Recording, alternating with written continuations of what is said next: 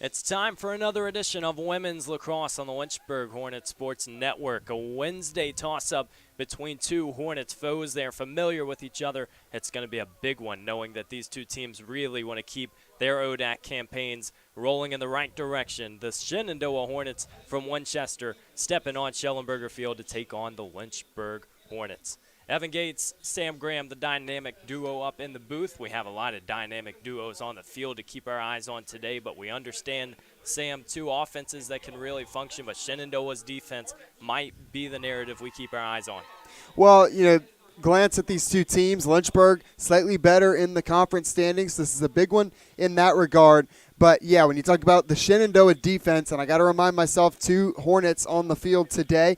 But when you look at that Shenandoah defense, a team that can win games, legitimately win games with its defense. Now, the offense is no slouch, averaging just a hair under Lynchburg's goal per game tout. But you see that goal against average at 7 even, and they have won some big games when failing to score 10. That's always a huge advantage, Evan, when you know that you don't even have to get to double figures. You can still pull out a win. They did so against CNU. They did so against Messiah, so that's something to keep an eye on. Well, two ranked opponents that got the best of Lynchburg, and we know those are two opponents that have just been formidable all year. And you understand as well from the stats standpoint, the numbers at the top don't exactly jump out at you. And you saw the goal column just about even in these two squads. We know they both have relatively similar assists, and so it comes down to some of the nitty-gritty plays. We also know, as you saw, Shenandoah clears it at a 90% rate. Can Lynchburg really put the wall up? We've seen that against a lot of other opponents.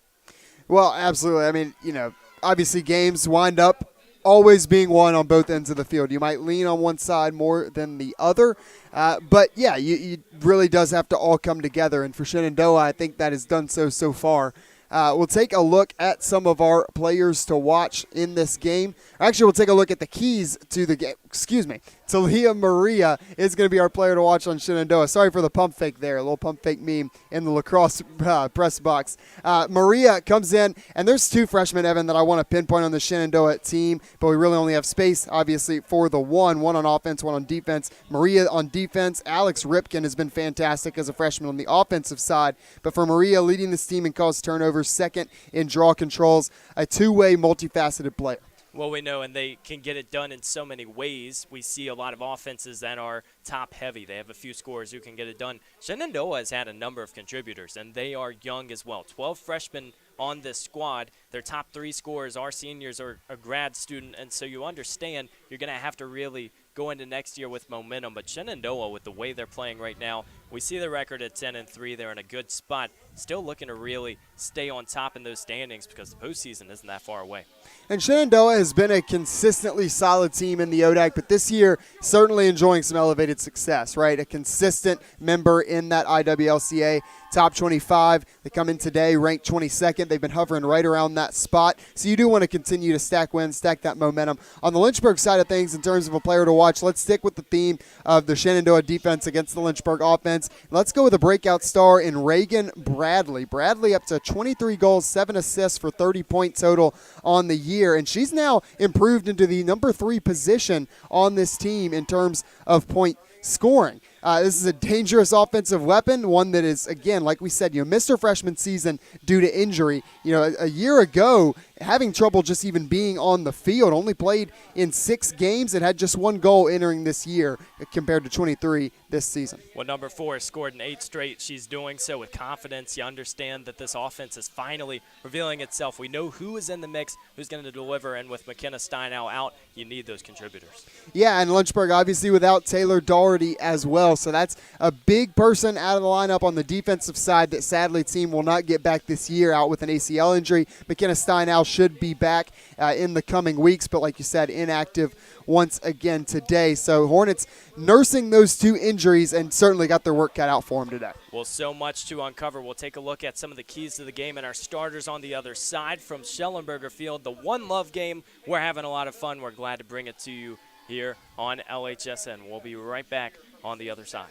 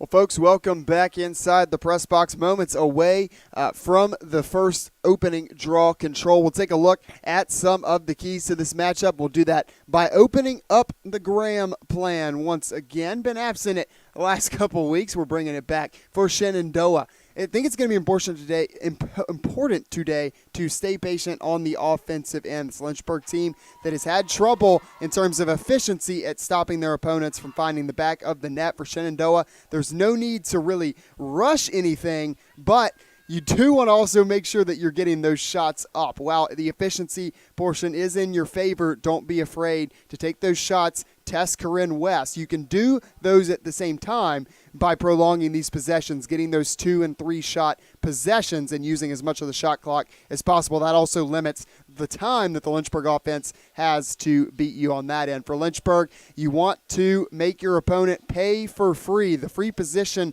defense has not been much more successful than the straight up defense in the defending third for Lynchburg, giving up free position goals on about 16% more of the time than they're scoring them. And then you got to pressure on the clear. Shenandoah, one of the biggest strengths of this team, statistically speaking, is their ability to clear the ball at a high degree of success, about 90%. That puts you in the elite tier when you look at the broader landscape of the Division III. So Lynchburg's going to have to be aggressive. They're going to have to get in Shenandoah's face and try to make that as difficult as possible. It's going to be a possession-oriented game, as it always kind of seems to boil down to that. Well, you sometimes know as well with transition opportunities, the clearance is a really good example of showing what teams can do, really hustling down the field. It's not exactly like some of these other sports where you have those transition scores, but we know that these two teams will be able to run. They're going to try to look down the field. Let's go ahead and introduce the starters. For Shenandoah up front, it's Ray, Buckner, Albee, Rasponti, Vendemia, and Lurch. Graham, Lepkowski, Maria, Kravalis, and Foner in the back, and then Perry and goal. Very solid season for Madison Perry. 51% save percentage, the ODAC Defensive Player of the Week earlier in this season. And then for Lynchburg, as you see in the home whites, pretty normal stuff. They do have one alteration. Dumas, Seville, King, Bradley, Morris, and Timberg up front. Quigley, Mayer, Kerner, Bornholt, and Wheeler in the back. Corinne West and goal. Shenandoah takes over. We are underway. Obviously, when you talk about controlling possession, a big piece of that is in the draw circle. Shenandoah, one of their best, going to take the majority of those draws in Ainsley Buckner. She took the first one today, the senior from Springfield, having herself a season, but don't want to say it's a breakout season. 2023 all-conference team as well as the all-tournament team a year ago. She has had a heightened presence in the draw circle this season, always formidable scoring, but she has really been relied on, and she has done well. Shenandoah has been able to keep those numbers tight, and we see they have the first possession of this game. Scoring not a lot of goals as well. You understand every possession matters as this one finds its way through, and there's Chas Kerner finding her first start of the season, gets away with it, and Lynchburg is in business. Kerner's shown some flashes on both ends of the field, had a hat trick against Guilford, but also another one of those Hornets in the sophomore junior classes that's having sort of that breakout season on defense, maximizing, I'd say, the opportunities she's getting. That's probably why she earned the start today. Well, we know that this Lynchburg team has depth as well, and we've seen that evidenced by some of the injuries, who is stepping into big roles, and now you just understand that every performance at this stage of the season is looking forward to the postseason. You understand there aren't a lot of roles, not a lot of time left. You have to use every opportunity to the best as the Hornets roll it around. Both Hornets on the field, the conference that has two mascots. We'll have to go into that, see how many conferences have those repeat. As this shot is off the mark, Shenandoah takes over. There's Perry. Not a bad shot there from Seville. Not a bad possession for Lynchburg, but again, you hope to string together some shots in these possessions, really make them worth your while. Here's a double from Lynchburg defensively on that clear, but it's not going to be enough. That's a question that we have really seen on the other side of the ball. Sydney Dumas getting some heightened attention with Steinau out, and we saw it last game, really just struggling to get that isolation. Dumas works so well one-on-one. Season low 1 point in that game. Tell you what, there's a point on the board for Shenandoah, knocks it on in to take the lead early. Shenandoah has just worked from the start of games. They are really good at controlling the pace. We talked about possession. It starts in the draw circle, but a comfortable shot bounces it in. There's the first goal of the game. I think I'm going to credit it to Kate Vendemia, number 29, out of Woodbine, Maryland. That'll be her 4th goal of the season. More career assists than goals, but went ahead and did it herself on that try. 4 goals, 4 assists this season. As you said, back to the circle we go. And it just feels like you got to have a little sense of urgency early in a game against Shenandoah. They have played some very formidable opponents this year, and interesting enough, when you look at Shenandoah's schedule, they have faced CNU and Mary Washington, who both have top 5 strength of schedules in the nation. And so they're coming into games knowing that you might be a little defeated and playing some tough teams. They take advantage of the opportunities, and Lynchburg had a winning streak going on earlier this season. They're trying to come in and steal one on the road, a perfect 8-0 at home. And listen, I mean, Lynchburg is the underdog here, right? I mean, Shenandoah nationally ranked, but I think your mindset coming into this game is, hey, we're in this stretch against CNU, Shenandoah, and WNL. This is the hardest stretch of the season. I'll even throw Randolph-Macon in there. Obviously, Lynchburg got to win, but in these 3 games in particular, you got to steal one. Obviously, Roanoke got you already early this season. You know, if you want to start looking at those notable signs of improvement, I think there have certainly been signs already this year, but stealing one of these against a nationally ranked foe would certainly be a big stamp. Certainly a benchmark. We know that Randolph-Macon game was a good example of moving forward. Always a close matchup between those 2 teams. As this pass almost sniffed out, Shenandoah maintains. Now in isolation, just over 30 on the shot clock. Shenandoah has really done well so far, just keeping possession and not turning it over. But there you go again, Evan. I mean, we're down to about 20 on the shot clock. Still haven't seen a shot. There comes the first one. So they go ahead and let about 70 seconds come off, and obviously that last goal came in transition, but this is sort of how they approach things on that first set piece offensively as well. They're not afraid to wait as Seville gets a little strong with its shot. Has to be fired. They get it, and it rolls out, and that's going to be a violation, or will Shenandoah hold on? It looks like it will be a Hornets team who has the ball. It's just which one is the question. Looks like there was a call beforehand. And so Shenandoah will get this one. Waiting for confirmation. They're checking the stick. Did they get one in?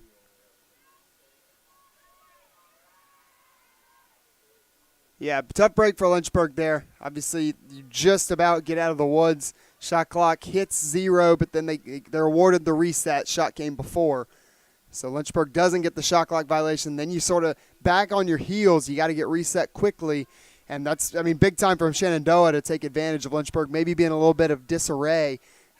Swing play. And it's funny because, I mean, just before I was going to say one spot where Lynchburg can maybe exploit their opponent here, and a spot that they have done so in some of those bigger wins this season is forcing those turnovers and then capitalizing off of them. Lynchburg just about forced its second one in just 3 set offensive pieces for Shenandoah, but obviously then you get the swing.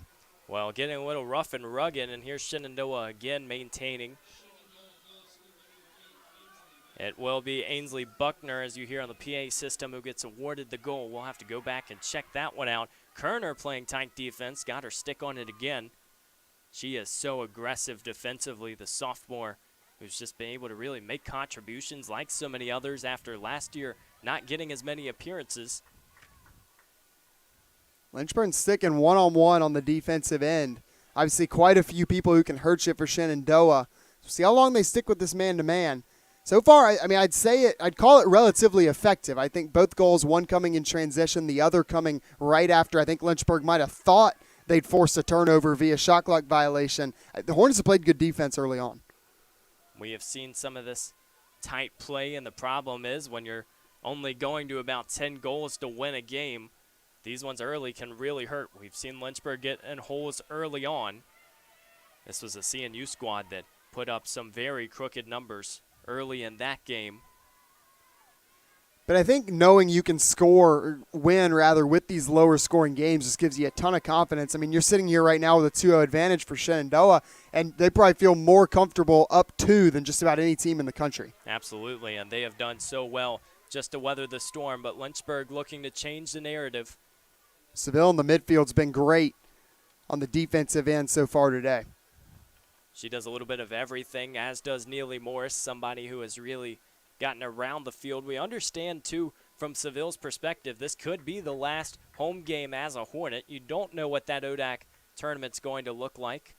And so we know that Lynchburg maybe has a little bit of urgency on their side as well, as Seville tails out, pass over to Dumas.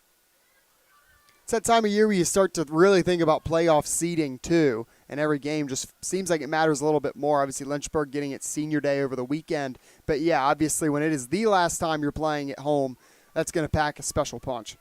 King keeps this one in on the far side. There will be a whistle. Yeah, you understand. I mean, time really goes away quickly in the spring season for sports, but at the same time, it feels like Lynchburg has played a lot. They're starting to get consistent, and now just trusting that they will have a few players back from injury, illness, or other by the time that tournament rolls around. As this pass inserted, somehow found its way through. Wow, Perry wasn't ready for that one. You won't get it like that every single time. Lynchburg's lucky to find it. They've hit the net for their opening goal. Well, and Perry is going to have a right to be upset there because Neely Morris was not trying to score. She's trying that insert. Lynchburg motion offense will just continuously feed people right there in the middle of the field. And then your people further out, Neely Morris, Sydney Dumas, McKenna Steinau, they try to feed. And that's what Neely Morris was trying to do, just a staple of the Lynchburg offense. So if you're in goal, you're trying to match the person sweeping across you to be ready for their shot. It just trickles by. And I love the reaction from Neely. Just, kind of drop the stick and hands over. I mean, it's like, what's that emoji? The scream emoji. That's what it looked like. That's how Neely Morris has been at home. She's so good. She scores even when she's not trying to. She's had 8 in one game, 6 in another here on Schellenberger Field. You talk about the strong sophomore presence throughout this Lynchburg lineup. And there she is on the other side, getting it done. Turnover. And Lynchburg trying to engage. That's one way to kind of win a draw control and watch Neely in transition. Here we go. Opportunities. Dumas was open. She's just going to tail out. Lynchburg does have to stay patient in this game. You know Shenandoah was not going to score often. Sometimes you want to really force every shot you get, push the envelope, and try to get those goals back early. But Lynchburg understands with less goals scored that you can get back quickly. This one wraps around. Perry sees it the whole way. So that's 2 saves for Perry on shots and 0 saves, 1 goal allowed on passes, I guess. And, interesting stat line. Really dig into it here. You don't always see that line. Shenandoah trying to go out the back door, and we have seen that 90% clearance rate. They just keep it clinical. Now looking for options on the far side. See tight defense from Bornholt on Buckner. That's a matchup we'll have to keep our eyes on, but there are so many contributors from Shenandoah's standpoint who can get it done. Here's Ray up front, another one of those top 3 scorers on this team. Ray this season is just continuing to elevate. Second team all-region in 2023. Well, just quite a few people that they bring back, especially on the offensive end. And continuity is always huge in these team sports. There's a little contact. Shenandoah rattles it off, and it's another goal for the visiting Hornets. They are continuing to just really dominate, and Emily Lurch finds her first goal of the game, number 19 on the season. You want to talk about continuity? I mean, you can't write it up much better than that. Emily Lurch, 3-time All-ODAC selection. That's one for every year she has been at Shenandoah, and likely well on her way to another one. That was her 30th point of the season. She does some damage in the draw circle as well, 25 controls at midfield.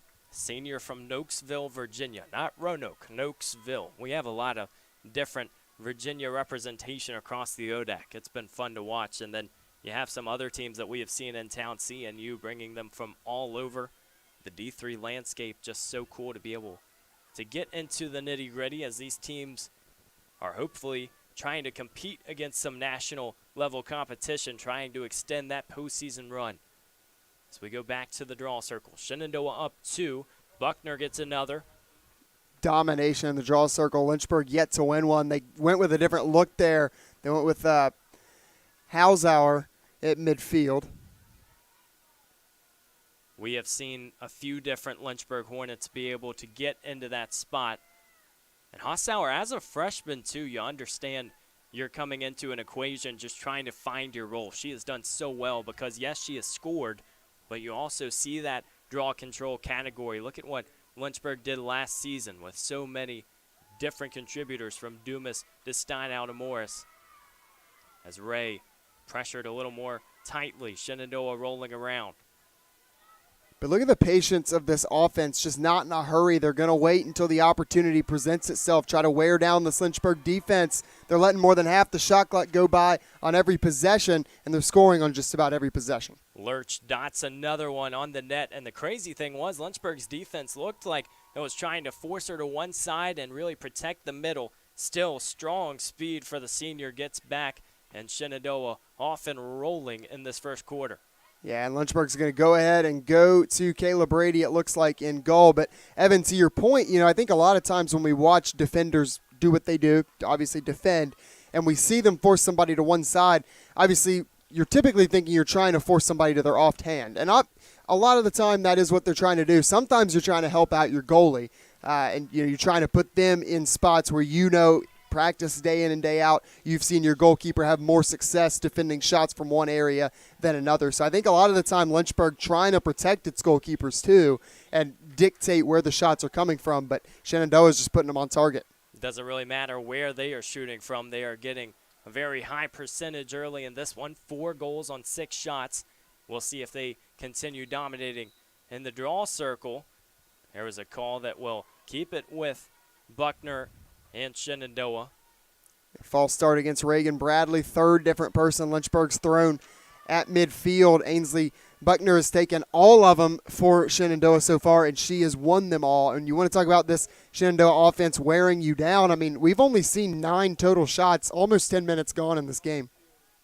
Buckner has been so confident, so composed. Leads the team in goals, assists, and draw controls, which if you look at the offensive side of the ball, that is about as good as you're going to get. Well, it leads draw controls by a wide margin, too, because I don't know if we mentioned Talia Maria, our player to watch. I mean, she's second on the team with 35.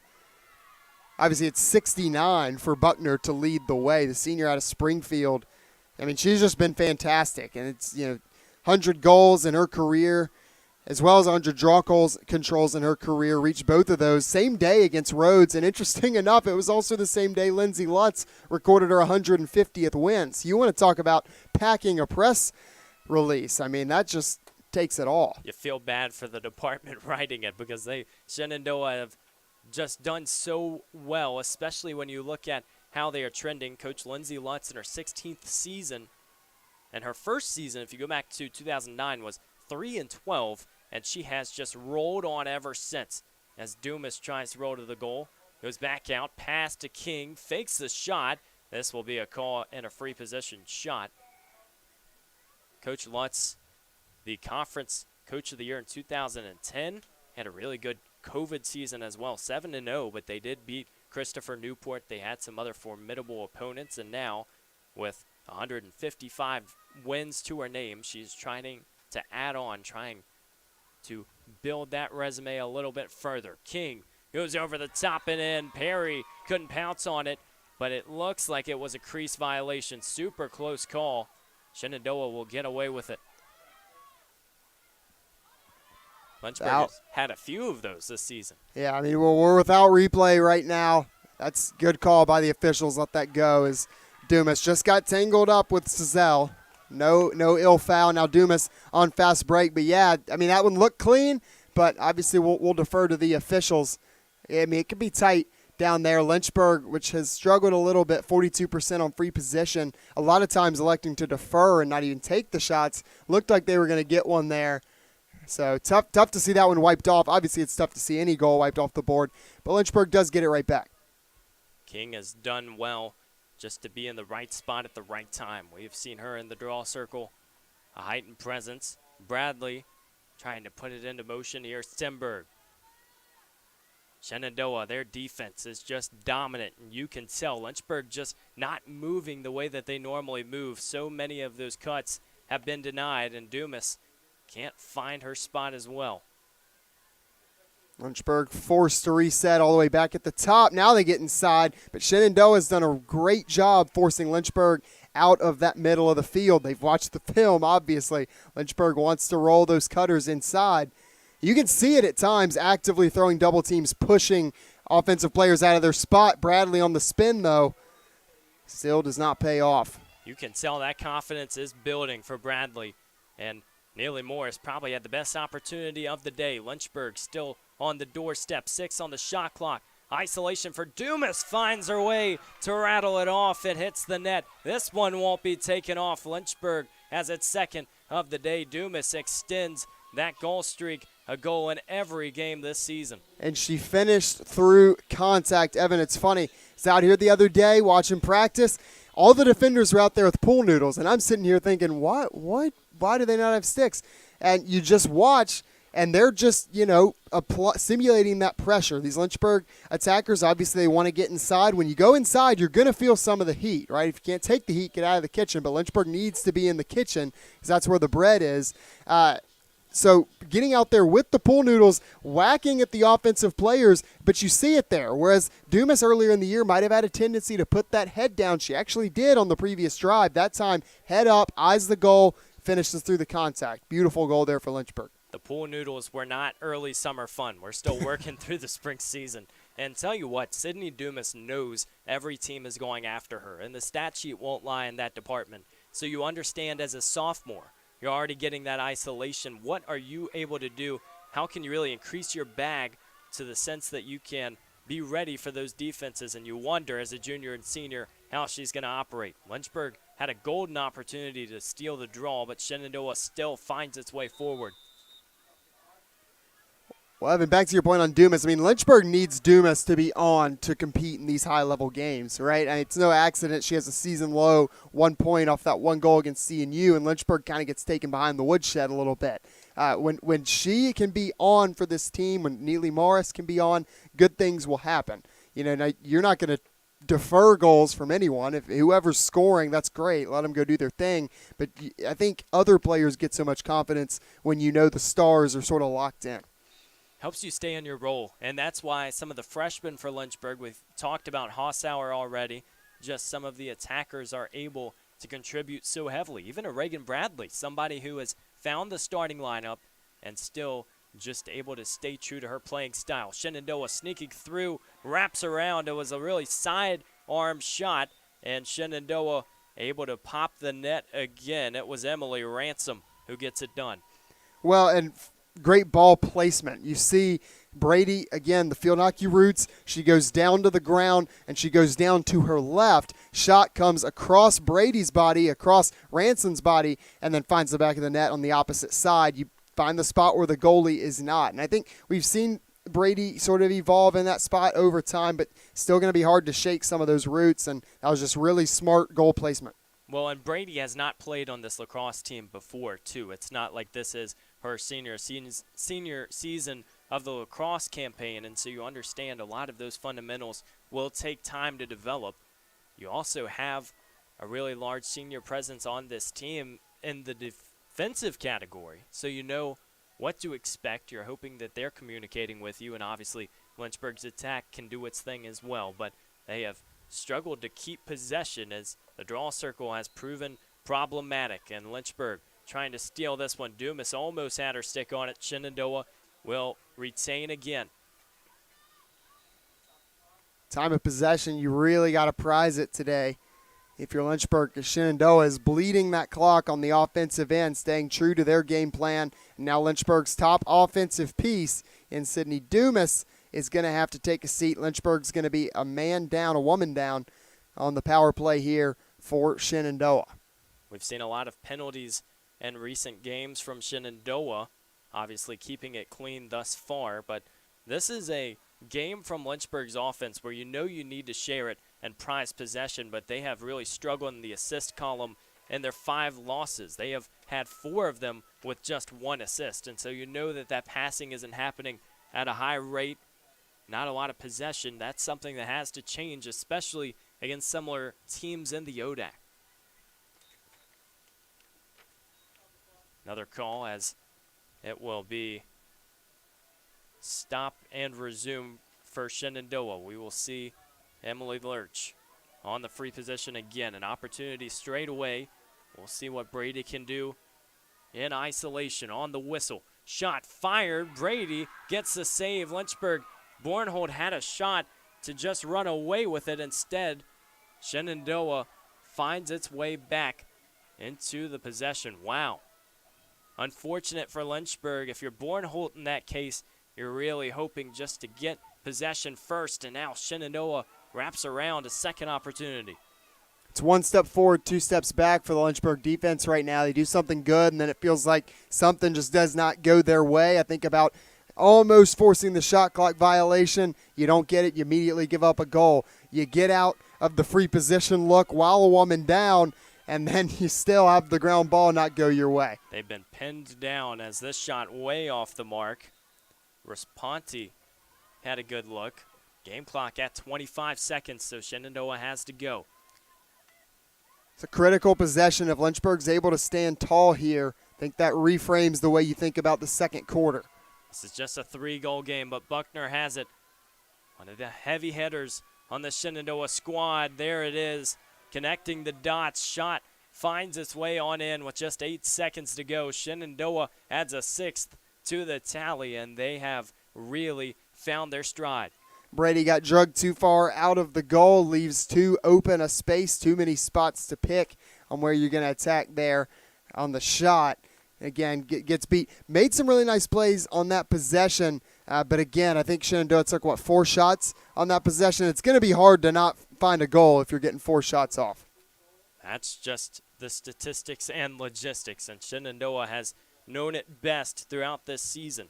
You think about some of these tough opponents that they're facing, that they are beating with fewer goals on the board. It really comes down to those hustle stats, the draw controls, possession, defense has been locked down.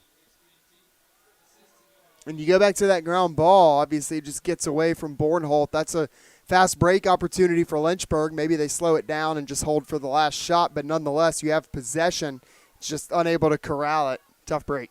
Shenandoah will have one final shot. No, the clock expires, and really a tough end to the first quarter. Maybe not the taste that Lynchburg wanted to have coming out of the first 15 minutes, but they're not out of this one. Shenandoah trying to get to the half. Smooth sailing. 6-2 on the Lynchburg Hornets Sports Network.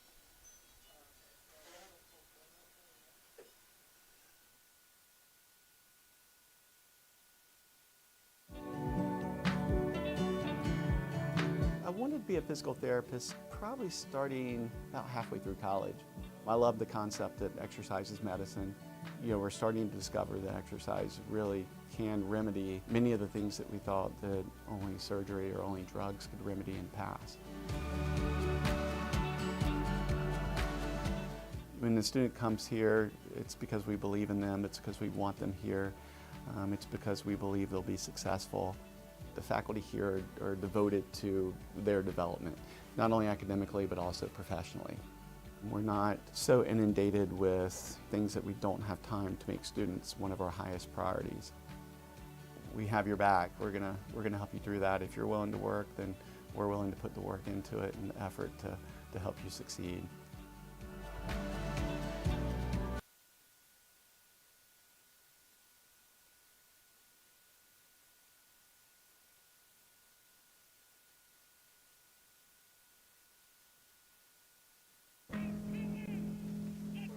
Celebrate the soggy shoes and the slow starts. Celebrate the lessons learned along the way.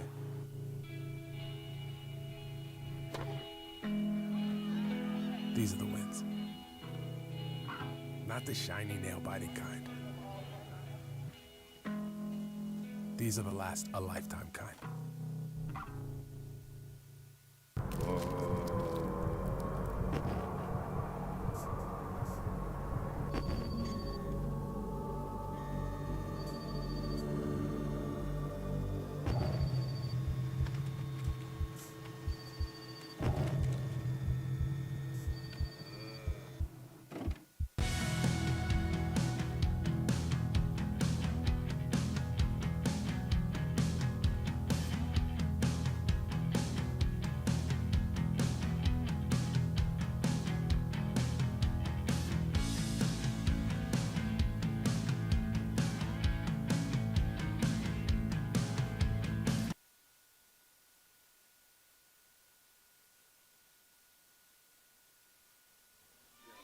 Well, recent history would suggest that Lynchburg needs to get back into this ball game soon. This season, they are 9-0 when leading at the half, 0-5 when trailing. 12 of the 14 games have ended in double-digit deficits one way or another. So the Hornets trying to find their stride. A little setback to end the first quarter, but we do know Shenandoah is still just slowing it down from a possession standpoint. So Lynchburg can really start ruffling their feathers if they get the draw control, but that has been the big question mark thus far. Well, the draw control has been purely dominated by Shenandoah. Obviously, Lynchburg has already gone with a change in goal. Caleb Brady will start the second quarter once again. Made some nice plays, picked up 2 saves on that next to last possession for Shenandoah that wound up sort of being a backbreaker if you're Lynchburg. But tough spot for the home Hornets here, down by 4 against a team that can win in low-scoring or high-scoring games. It's hard to score on them, but I think when Lynchburg has been on offense, they look relatively calm, collected. They've looked pretty cohesive. It's just a matter of having those possessions and prolonging them. Shenandoah is just taking up so much of the TOP.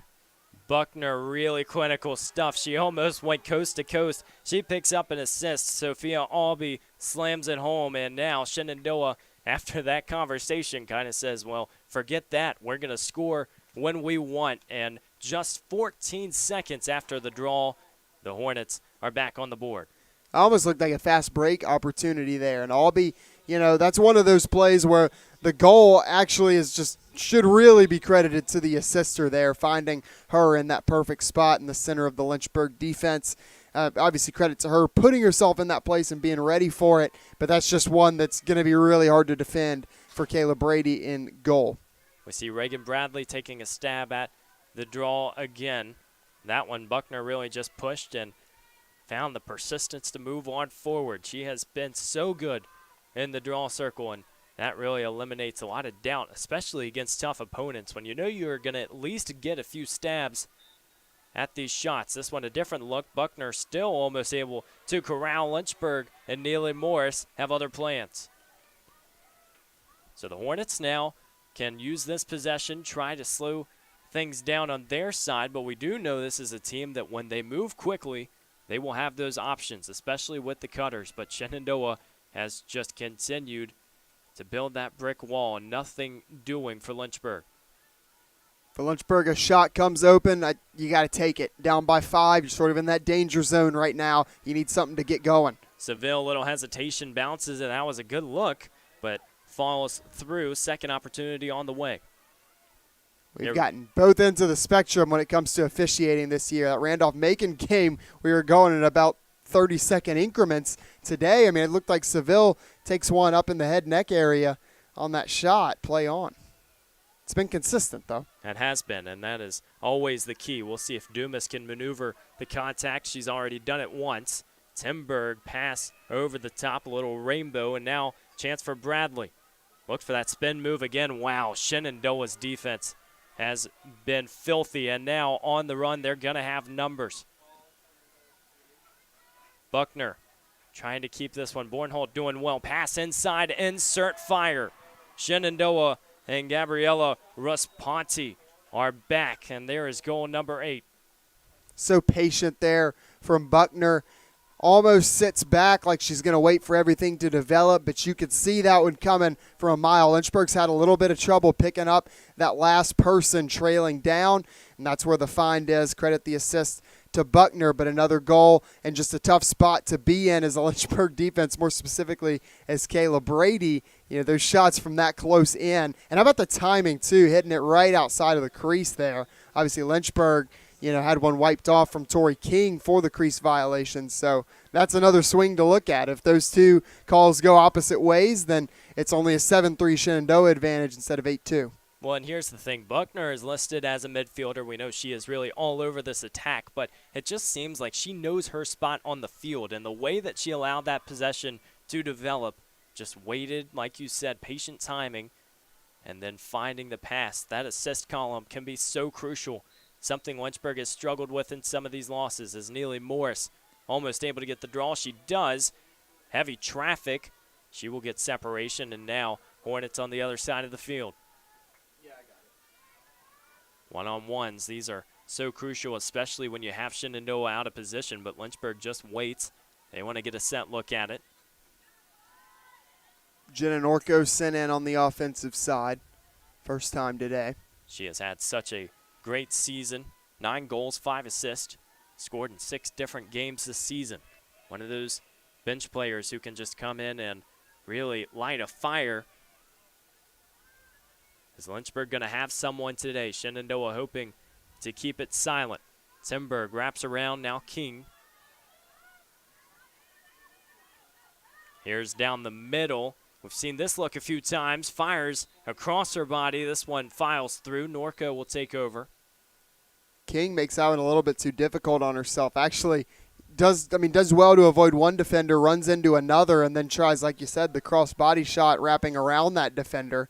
Lynchburg will retain possession, but don't overcomplicate it here if you're Lynchburg. Very tough to know when to calculate looks and then read and react, because these defenses are so good because they know where you're trying to step. You got to be able to move on the next motion. This is going to be called as Seville went to the turf. So golden opportunity for the hometown Hornets if Seville can sneak one back. Perry has been good in goals so far. Just 2 goals allowed. Shot over the top, misses everything. Well, that's going to be 2 misses for Lynchburg on the free position in 2 very different ways. Timberg gets it back for Lynchburg. We've seen them elect to hold on. This one saved from Perry. Dumas had another dart to the goal. Really, that free position shot has just been so different in the many variations that Lynchburg has had this season. They're trying to figure out what is that consistent look. Great hustle from Neely Morris, trying to stifle the Shenandoah clear. No success. Shenandoah just continues to do it. Methodical on the offensive end, making everything look easy. Fewer passes on the break as well, but this one connects down the middle. Brady got a save. Didn't see where the ball was at first. Collects in the crease, and Lynchburg can go the other way. Great operation and goal for number 30. Officials would have had a decision on that one, too. Amy Bell was real close to the outset of that crease. But credit to Brady. That's 3 saves now. She's come in and given something in goal for Lynchburg with that different look. We saw her come in early in the game last time out against CNU. You're getting strong experience at this stage of the season against good teams as well. She did not play in the first few games of the season, didn't really make her mark until that Bridgewater game, and so you know that she is just trying to get reps and immediately tossed into the ODAC carousel. Obviously, Brady online, it's on the roster, it's going to say senior, but you pointed on it earlier, Evan, really just a freshman with this lacrosse program, a freshman to lacrosse. And finding her way as she goes, there we go. Seville gets Lynchburg back on the board. Seville almost in slow motion. It seemed like that shot just stayed behind the goalkeeper. Perry couldn't find it, and number 23 knots it home. So Lynchburg now has 3 on the board. They are still in the zip code, and we know how many spurts they have had throughout the season where they come firing away. But you do want to get a few back. You got 10 minutes in the second quarter, still early on Schellenberger. And Dumas factored in that one. She picks up the assist. Seville maybe some redemption for that free position shot that went a bit haywire. So back to the circle we go. We will see if there are any other options against Buckner. Going to go Neely Morris now. So we've now seen, let's see, Halsauer we got for 1. Bradley we got for a bit. First one for Morris, and then obviously King started the game as she typically does in that spot. So see if the 4th time's the charm, but Shenandoah sticking to their primary starter there at midfield. Neely had quick hands on the last one. This one won't work. Shenandoah and Buckner moving the other way. She still just has a great feel for the game. You understand it's not even the initial motion, but where the ball falls after the Buckner is just collecting all day long. When it says something that Lynchburg will go to Neely Morris at the actual draw, because obviously she's great at controlling them, great around the midfield perimeter, but to send her in there, you know you're losing a weapon on the outside, but you're just trying to find some sort of answer to sort of stymie what Buckner's put together today. It's been a masterclass there. Certainly tough. It goes both ways, and you understand, I think, if you're Coach Rafferty, that you do need possession, and if you don't have anyone who's even going to get their stick on it, then makes problems 10 times more difficult. Just a testament to what Buckner has been able to accomplish, because Lynchburg does have a talented set of draw takers, just not finding the answer today. Shenandoah with shot clock winding down, 9:15 on the game clock. Comfortable to set in possession, rolling through the middle, fires under and in. So Shenandoah wastes no time after injecting some pace into the possession. They find it again. Well, they gave sort of two different looks. Right off the draw, they looked to press quickly. Thought we might have a shot early on. I believe it was Albee that looked like she might go ahead and pull the trigger. And then they pull out, take some more time off the clock, and really making score and time an opponent here for Lynchburg. A stat that we had in mind coming into this game, opponents are shooting just 34% against Shenandoah. They have shot 53% against Lynchburg, and we have seen another occasion where Shenandoah is getting over half of their attempts, 9 of 15 thus far, 60%, and you understand that it can get away quickly. And an even 60% in both quarters before that goal went in. I was about to make a point that they were down to shooting 50% in the second quarter after shooting 60 in the first. But now back up to par. We'll see if Neely can wrap around. Nope, Buckner hasn't. We will have to look at the stat sheet at the halftime analysis because Buckner has been all over the page. Now options for Shenandoah. Spills to the side. They can take their time. And it's interesting. Buckner actually switching out sticks after the draw. She went ahead and swapped sticks with Nicole Graham, who just jogged off, and now she's going to get a different stick. So Buckner using a different stick on these draws and then going back to her dominant one to play on offense. Just an interesting look, not something you see every day. Pretty large sample size as well. We've seen that throughout this game. Like you said, that's when you have somebody who's doing everything, you want them to be comfortable in doing it. We know that there are so many regulations you got to have on the offensive end, but also might just be a preference. As Shenandoah sets up shop, a lot of weaving in and out, trying to find the middle. No isolation. Great tight defense from Lynchburg. They have just been unable to cause the turnovers as Shenandoah's passing has been crisp. Well, that's going to be the key, is sort of baiting them into making some of those unforced errors. Given a great pressure right now, and now down to 10 for Shenandoah. Lurch had a great move, but another good save from Kayla Brady. She is really stacking a nice performance thus far. That is the 5th save of the day for Lynchburg, and the Hornets are still just trying to break open the code. They know that Shenandoah's defense is prepped and ready to go. They're a very formidable opponent on the defensive side. We've seen a lot of attack-minded squads come into Schellenberger Field and just dominate offensively. Really one of the first we've seen this year on the defensive side are the Shenandoah Hornets.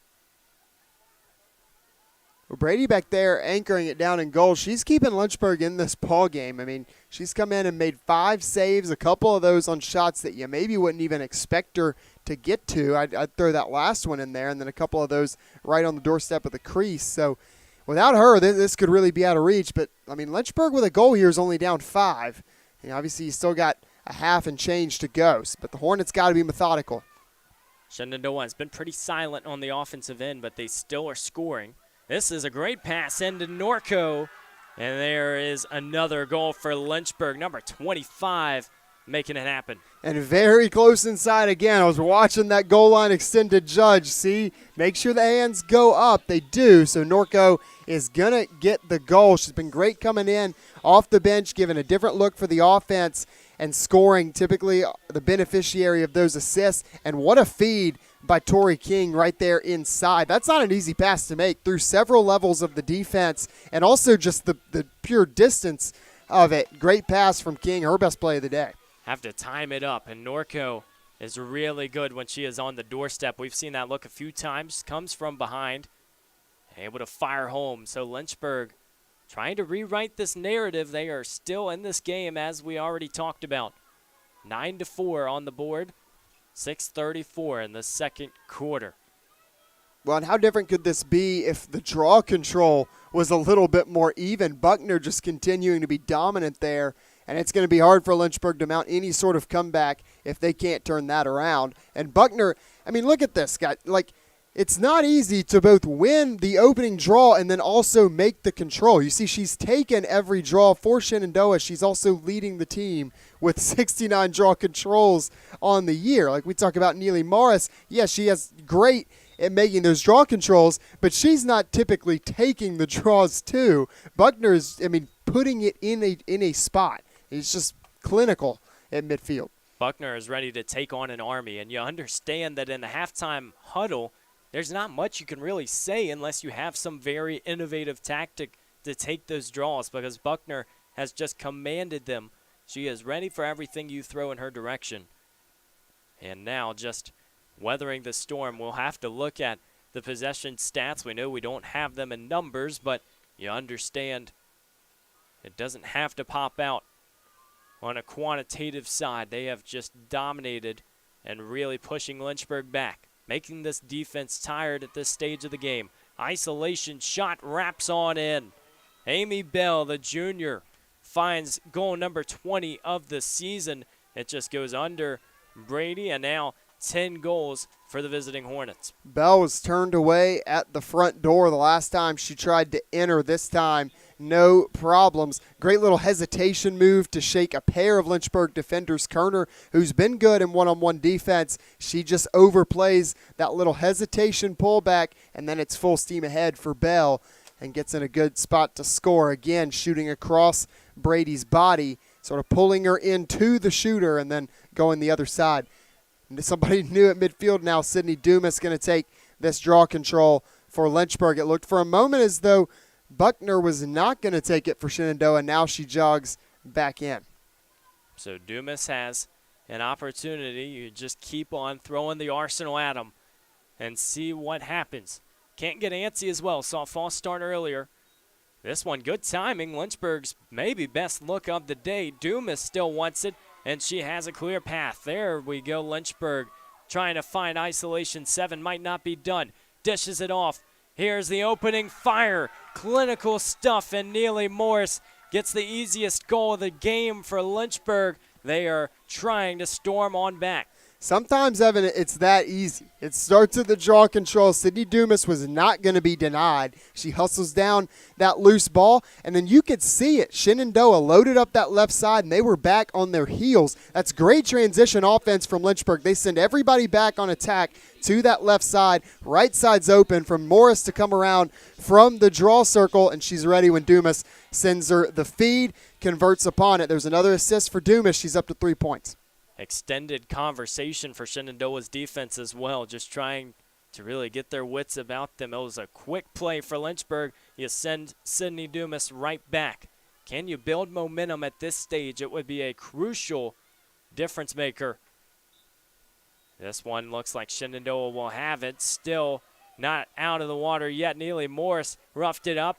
Still loose. Lynchburg gets it again. Neely Morris, number 19, showing us what she can do. And now Lynchburg can be the ones to slow it down. Big hustle from Lynchburg because Buckner she won that draw. She put it where she wanted, where there was a Shenandoah Hornet in the area, but Lynchburg does well to stay with it. Another back-to-back offensive possessions. I don't know how many chances Lynchburg's gotten to do that today. We talked about it earlier, the fact that if you just rough it up, if you can come into these games and really make opponents play your style, you will sometimes have a better success rate. Lynchburg has done well at least staying in this one early and not letting it get completely away like some of the other games on Schellenberger. Hossauer trying to spin, goes back outside. Here's that one-on-one opportunity, and so good. And the isolation defense, we saw Lurch really work for that one. Well, but there's one of those moments where the defender's just trying to force Hossauer out of position there. Lurch trying to send her to that left hand. Here we go, Dumas. There you go, bounce it, but Perry sniffs it out. Wow, really good save because for a second looked like it was going to sneak through. Sydney Dumas, we've talked about her isolation, and when she has a look, she is going to fire almost immediately. As this one gets away from Perry, trouble for Shenandoah. Lynchburg has had so many opportunities, and still the Hornets able to look for the clearance and keep on going. That'll make it another one here for Shenandoah, still getting downhill.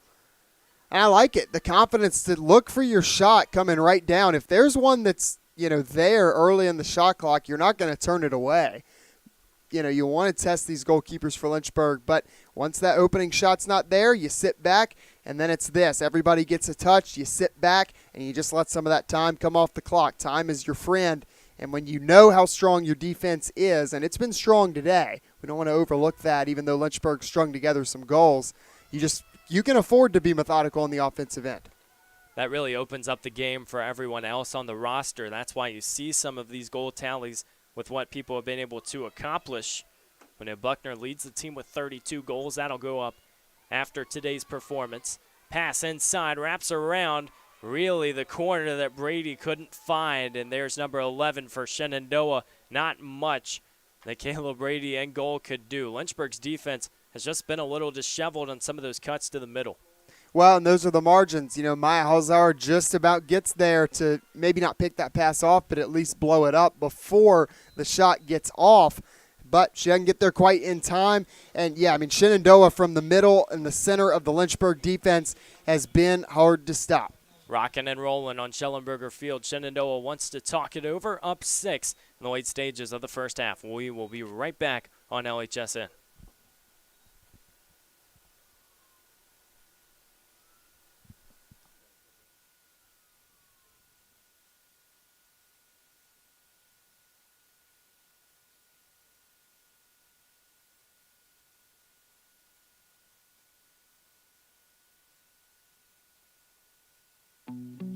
I was really attracted to Lynchburg primarily because my dad went here.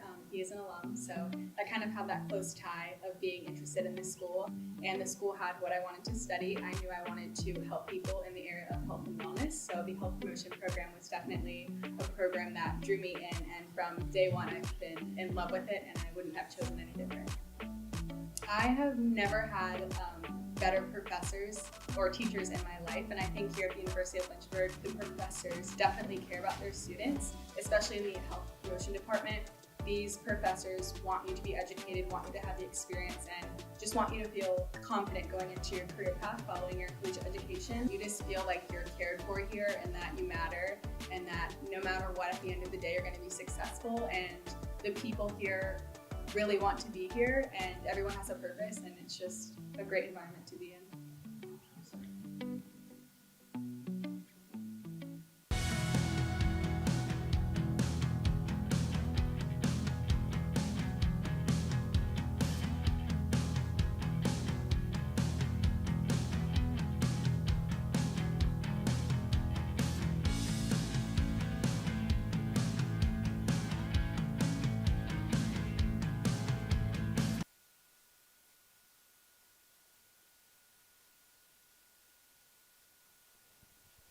Back in the Hill City, Evan Gates, Sam Graham walking you through this one. Lynchburg just trying to stay close. Shenandoah able to get a goal, and number 11 is posted on the board. Can the Hornets, the hometown Hornets that is, try to strike back? Sydney Dumas has been in the draw circle the last few attempts.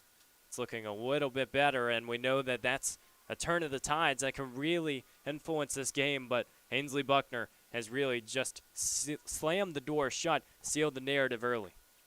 Well, in Lynchburg, not spoiling their chances for success on the offensive end. Just 3 turnovers to Shenandoah's 5. They forced 3 to Shenandoah's 1. I mean, they're doing some good things on offense.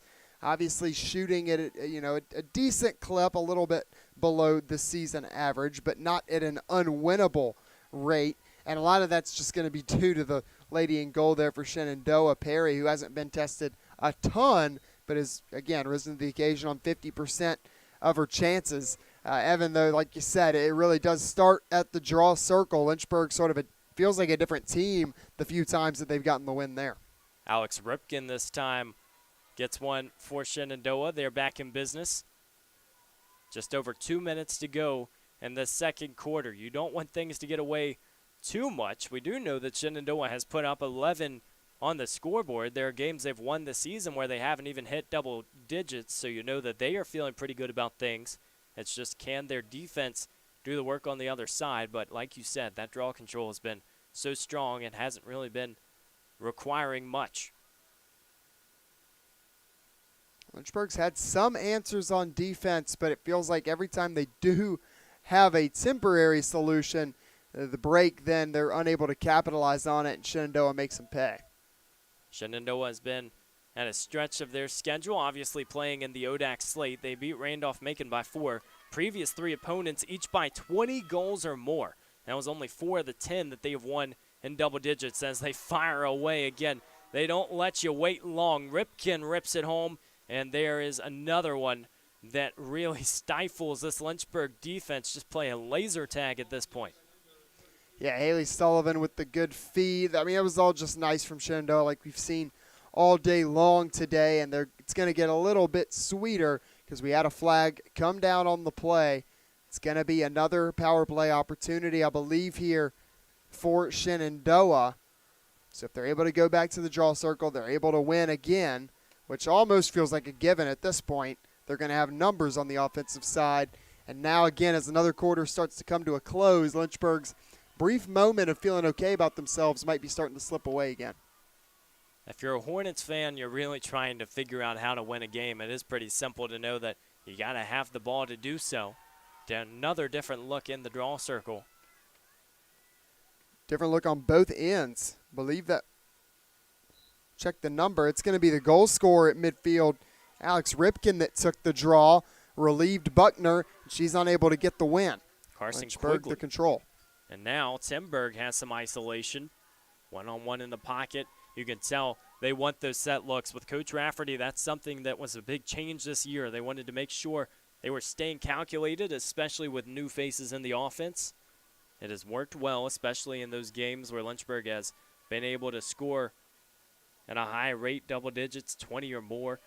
They've gotten close to that mark this season. As Hossauer moves outside, pass ruffles away. Neely Morris maintaining again. Crucial stretch for Lynchburg, a brutal stretch for Lynchburg, but you do know that they are building it little by little going into the tournament. We talked about seeding. That win versus Randolph-Macon has to feel so sweet now at this stage because you know that that could be a deciding factor in hosting a game or not. But Lynchburg a long ways to go in this one. Pass inserted from Dumas. Over the top, no good. A save from Perry. She's getting them timely, and you understand the fact that Shenandoah has not been tested defensively very often, but they're doing the work when they need to. Well, Haley Sullivan had Maya Halsauer marked the whole way on that one. Lynchburg's got 6 seconds to make something happen. Dumas is going to have to fire away. 2 seconds on the clock. They will just tail out. Maybe just an occasion of not knowing the clock as Dumas put her hands up in the air. Wow, so that is how the half ends. No more damage is done, but Shenandoah has scored 12, and they are finding the goal at a high rate. So Lynchburg has some questions they have to answer at halftime. They'll head to the huddle. We will head to break, and we will be back on the other side with some stats and analysis from the Hill City.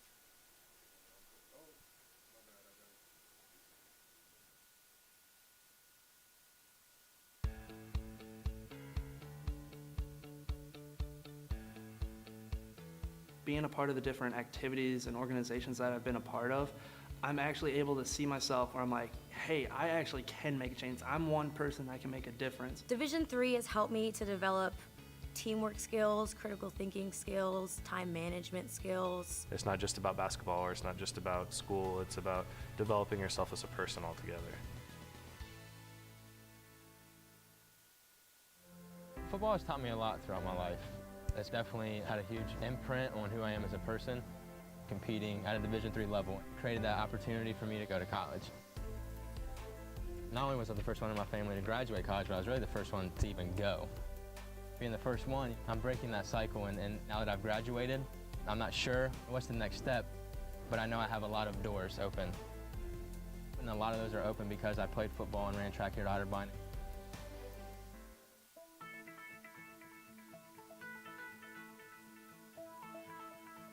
College has given me the flexibility to pursue my passions and my interests, and I've recreated my identity for myself aside from just being an athlete. My greatest personal discovery has been that I am capable of doing things that I didn't know I was capable of doing. To be able to study what I wanted to and continue to play the sport I love, all of those things came together very nicely in one package in Division III.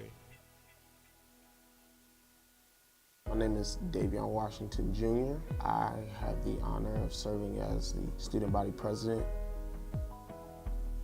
I have 5 little siblings. I'm the oldest of 6 siblings, and they look up to me.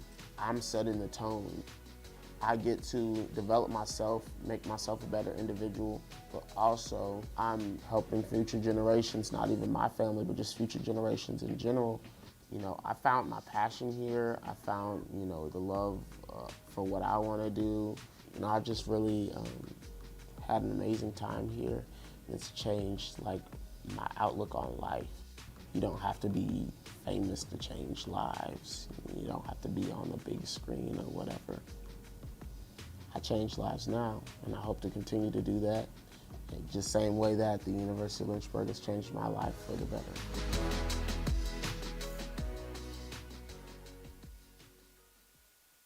All right, my name is Joshua Carr. I am a senior. I am a theater major as well as a history minor. I love the arts. I love acting. I love entertaining. I live in 5th Street, the historic black neighborhood. The money came in, transfer, scholarship, all that. I appreciate that greatly. I pay my own tuition. I ain't got no help. I pay everything myself. I mean, I'm smart too. So they gave it like, you smart, here. You know what I'm saying? I appreciate that though. You come here to do a job. I came here to do a job. A student's job is to get that degree and make something of ourselves. We got everything for you. We got you a 24-hour library. You got these sorority fraternities. We got the shoot for you. Is you gonna put it on? That's how University of Lynchburg is. Success is in the details. You know what I'm saying? It's like you learn it, know better, do better. What I love is they allow us to speak. They want our voices to be heard. They want us to talk. They want us to bring up the discomfort. They respect our point of views. They respect Black Lives Matter. They respect the LGBT community. They respect those, you know what I'm saying? That's what I love about my school. They respect that and they allow us to showcase and voice our expressions. I love the diversity here. I love the different interests of people here. I can act, dance, sing, box, play football. I can do it all, you know what I'm saying? I can teach somebody that doesn't know what I know, and that person can teach me something that I don't know that they know. That's what you get here. You get diversity, you get different people with different knowledge coming together, sharing information and helping each other out. That's what I love. That's why I say people. I love the people here. College, think about it. If it's not for you, fall back. If it's for you, go further with it. And University of Lynchburg will be that choice. It's gonna be right there. They're gonna make the shoe. They're gonna do what it do. It's up for you to put that shoe on. So that's what I say.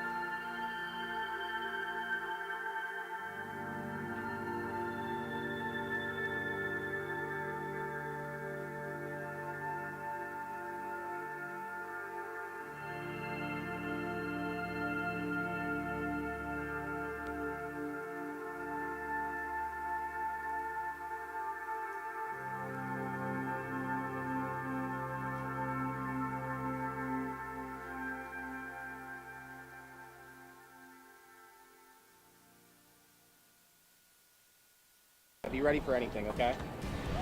Come on, let's go together. Together, let's go. Come on.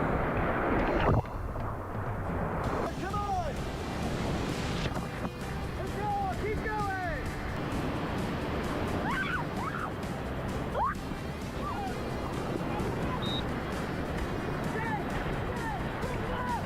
There is the death slip.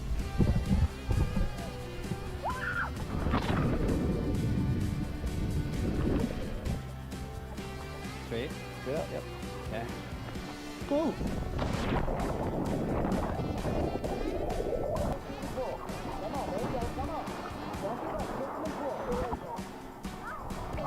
Good one. All right, guys, you see the meat grinder down here?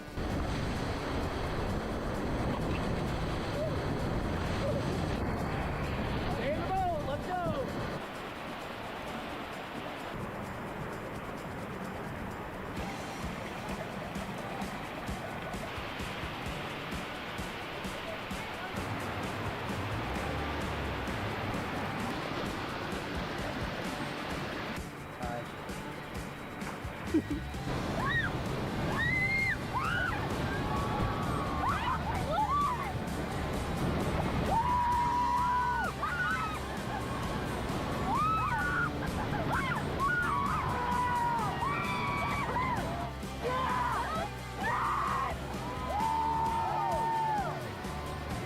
Oh my God!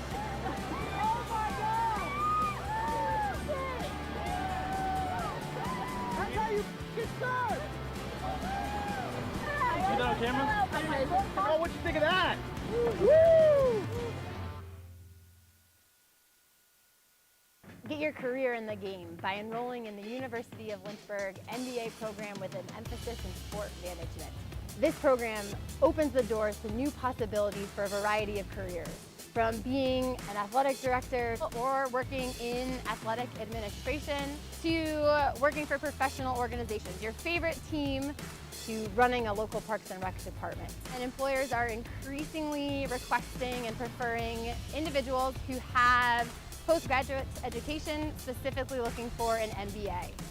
And so the University of Lynchburg Sport Management concentration in the MBA program sets you up for success, and it Welcome back, Lacrosse fans. Schellenberger Field, the site for today's action. We are at halftime as Shenandoah leads Lynchburg 12-5, and it has really just been a dominant display so far. As you see the halftime stats, really nothing will strike you other than that goal column. Everything else somewhat similar, but we don't have a slot for draw controls, and it just seems like at this point we can say a lot to a little. That will suffice because Shenandoah has been sensational across many different draw takers. Well, that, and then take it a step further, I think Lynchburg, we mentioned it a little bit, they almost look like a different team offensively after gaining possession by way of the draw control. It just hasn't happened a lot today. Lynchburg's had to do it off a save or off a turnover, one way or another. You see Lynchburg 5 of 5 on the clear, and they're winning the turnover battle as well. Not getting outshot that badly either in terms of volume of shots. Obviously, Shenandoah shooting it at a much more efficient rate. But, sometimes it really is as simple as just starting right here in midfield, and it's back to Buckner for Shenandoah. You wonder what the huddle conversation was. Buckner doesn't really care. She takes it, and Shenandoah has the first possession of the second half. Shenandoah will have Cabrini and EMU at home to wrap up their season coming up before the tournament. And then Lynchburg will have WNL on the docket on the road as well as Virginia Wesleyan. This is the final home game of the regular season, so Lynchburg looking to make it count. Well, Peyton Seville did get away with one a little bit there, a little tap in the back, and that's similar. We saw one go against Lynchburg earlier, just some of those that sometimes you might see them get called, sometimes maybe not. And today, certainly a tighter whistle here from our officials. We know coaches can try to exploit that as well, telling their players, don't be afraid to get in the mix. We've seen these two teams have a lot of penalties throughout the year. It's not just limited to contact, but you do know that these teams are comfortable in that setting. What can they do to use it to their advantage? Here's Seville again, tight defense. slamming the door shut. Oh, that's a little too much. Buckner holding her head, and it might be a card on the way. But we talk about the margins, Evan. How many moments have we had like this today? Seville's going for the ball, just catches the upper area there and awards the free position shot. But Seville, plays great defense throughout. It just looked easy on that possession. Shenandoah slots it home. You take a possession that's a little all over the place, that mumble jumble, and then you give them the most calculated look in the game on that free position shot. One of the best players in the conference to take them. Not much else can be said. No, Lynchburg just sort of playing itself into these tough looks just happens so much today. And while when they've been on offense, they've taken care of business in a good way, defense has been a little different story. Lynchburg getting there to about 90%, but that last 10%, they're getting beat bad. It is a battle that Buckner has won over and over. Now Carson Quigley becoming the latest iteration of Lynchburg's draw takers. We will see if she can get success on this one. This is Lynchburg's first season with head coach Mackenzie Rafferty. If you've followed along the way, you know they have had a lot of success at home this season. They've had a lot of success in conference play, 5-1 coming into this one, and the standings still far from finished. You look at Washington and Lee atop the ODAC at 7-0, and they are always going to be the ones to watch when you look at it historically. And then Lynchburg, Roanoke, and Shenandoah filing second, third, and fourth. And how about that right before the draw, Sydney Dumas moves from the right shoulder of Talia Maria to her left. And then where does the draw go? Goes to the right side of Talia Maria, and nobody's there to grab it but 33 in red. Another bad break there for Lynchburg. So tough because you know there are going to be a few of those throughout a game. You're playing 60 minutes. You understand the ball is going to bounce the opponent's way a few times, but it just seems like when you dominate possession, more chances will go your way than not. Buckner waited to shoot. Oh, wow. Hesitation. And just ate the defense up. She is on a different planet, and now Shenandoah extending their lead early in the second half.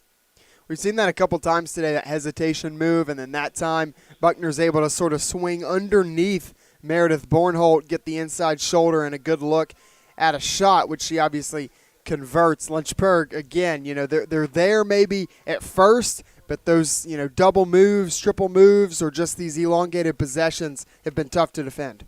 Credit to Meredith Bornholt as well. One of those unsung heroes. When you look at Lynchburg's season, she has a chance to hit 100 ground balls in these past two seasons, 53 last year, now sitting at 45. But when you're tasked with guarding someone who is that shifty for that long of a period, it is going to wear on you. And the second half is really where Lynchburg has to tune in going into the tournament. You know that there are teams who are going to play 60 minutes. I think, Sam, that's why that Randolph-Macon game was so impressive, because Lynchburg fought back in that fourth quarter to win it. Well, absolutely, and that builds character, a term that probably gets overused, but, there's some truth to it. And Lynchburg needed one of those close games and needed to gut out one of those close games. They played one against Meredith, which they lost. And Shenandoah, I think you can say the same thing, very seasoned in all kinds of conditions, all different types of game situations. And right now they're starting to maybe run away with this one a little bit. Draw control woes continue for Lynchburg and Shenandoah, certainly making the most of their shots on offense. Well, starting early on the offensive side is not something that Shenandoah is a stranger to. They beat Randolph-Macon 12-8 last time out, and they never trailed.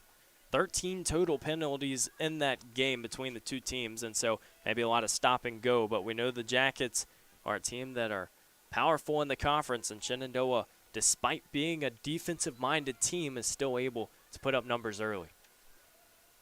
They're trying to do it now. Another situation where they can wait. You see them really overpacking that one side of the field, and just a few rotations allows that isolation as well. This time trying to get to the middle, pass out, but it will be fumbled.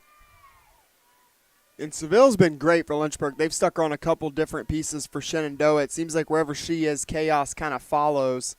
Maybe not a great statistical game per se, but she's been active on defense. Here's the pass inserted, a little extra contact. Almost let them play through that one. The referee blows his whistle. We know that they are letting them play, but that would have been one that was a little questionable. And now opportunity once again for Amy Bell. Important to note, though, Brady's been getting beat to her right most of the time today. She's done well to her left. That's where the shot goes, and she was just about ready for it. Wound up sneaking by her. We know with that field hockey experience, a lot of the times the instinct might be correct. It's just getting the stick there in the right position. That one, not much you can do. It just files on through. And now Shenandoah up 10. Just in the third quarter, they have scored 15 through 30 plus, and they are rocking and rolling. 23 shots. They were at 60% shooting coming into the second half, and now they can really start to feel it. Shenandoah squad that is a little bit of everything. 12 freshmen on this roster. You look at the clear numbers, 90%. They just find ways to turn defense into offense. There's not a bad spot on this team. They have all the roles. It's just competing against the W&Ls and the Roanoke's of this ODAC. And they have been so great historically, but it might be a chance for Shenandoah to maybe get into that championship and ruffle some feathers. That is what they have in mind, and Coach Lett's certainly in a good spot with this squad to do so. And we'll see. Maybe this is the year. We know Roanoke has a really tough squad as well. Maybe this is the season that somebody can really get out there and give W&L a big-time run for their money. We know W&L is they've owned the conference. There's really no other way to put it. I think they've won every conference title since 2003 but one, I believe is the number. And the conference win streak is just filthy for the Generals. So beating them is no small task, but it's a Shenandoah team that hung with them. They aren't getting wins by super large margins either. There are a few games that W&L has played, and I think when you're such a good team, you have a tendency to go under the microscope to try to exploit their weaknesses. It has been tough to do so. Someone who doesn't have a lot of weaknesses is Sydney Dumas. She is continuing to operate. Her team is down, but she is still storming back, and she has her second goal of the game. It's a 4-point day now for Sydney Dumas. 2 goals, 2 assists. She's been integral to this offense. Lynchburg having trouble getting anybody individually really going. Obviously, you're without Steinau, but it's a really tough day for Neely Morris on the offensive end. Reagan Bradley, haven't really been able to get her going. See, Tori King had that one wiped off earlier, but it has boiled down to Dumas, and that is key. And we touched on that earlier. You want your stars to be active, but you need those supporting roles just as much. There's a reason why the Oscars gives a Best Supporting Actor and Actress role. I mean, they are vitally important. Lynchburg needs a couple to step up here down the stretch. You still got 25 minutes in this game. That brings it down to single digits, but it's an uphill battle. We know keeping it under 10 is crucial with running clock, and so Lynchburg has done so. They have won the draw back. We use the term sophomore slump so often. Very few have encountered it for Lynchburg, but we know that Dumas has been on a quote-unquote cold spell. I think she is ready to really dispel any of those rumors because Lynchburg has the firepower to do so. We know what Steinau and Neely Morris have done as well from that offensive side. We touched on it, the supporting cast all around. And I wouldn't have been mad if Dumas had gone ahead and pulled the trigger coming off of that draw. Again, now obviously revisionist history, hindsight's 20/20, but you wound up not getting any shot out of that possession. Maybe it's not the greatest, but you're in a non-goal hole. I don't think you want to be too picky, and felt like she had a shooting lane there. It doesn't feel like the situation that it would be selfish to do so. There are some situations throughout the game, maybe it is a 1 or 2 goal affair where you're really being nitpicky about what options you get. But like you said, shooting is something that Lynchburg just has to open the door with. They have 16 shots in this game. 6 have found the net. Now the Hornets work it around.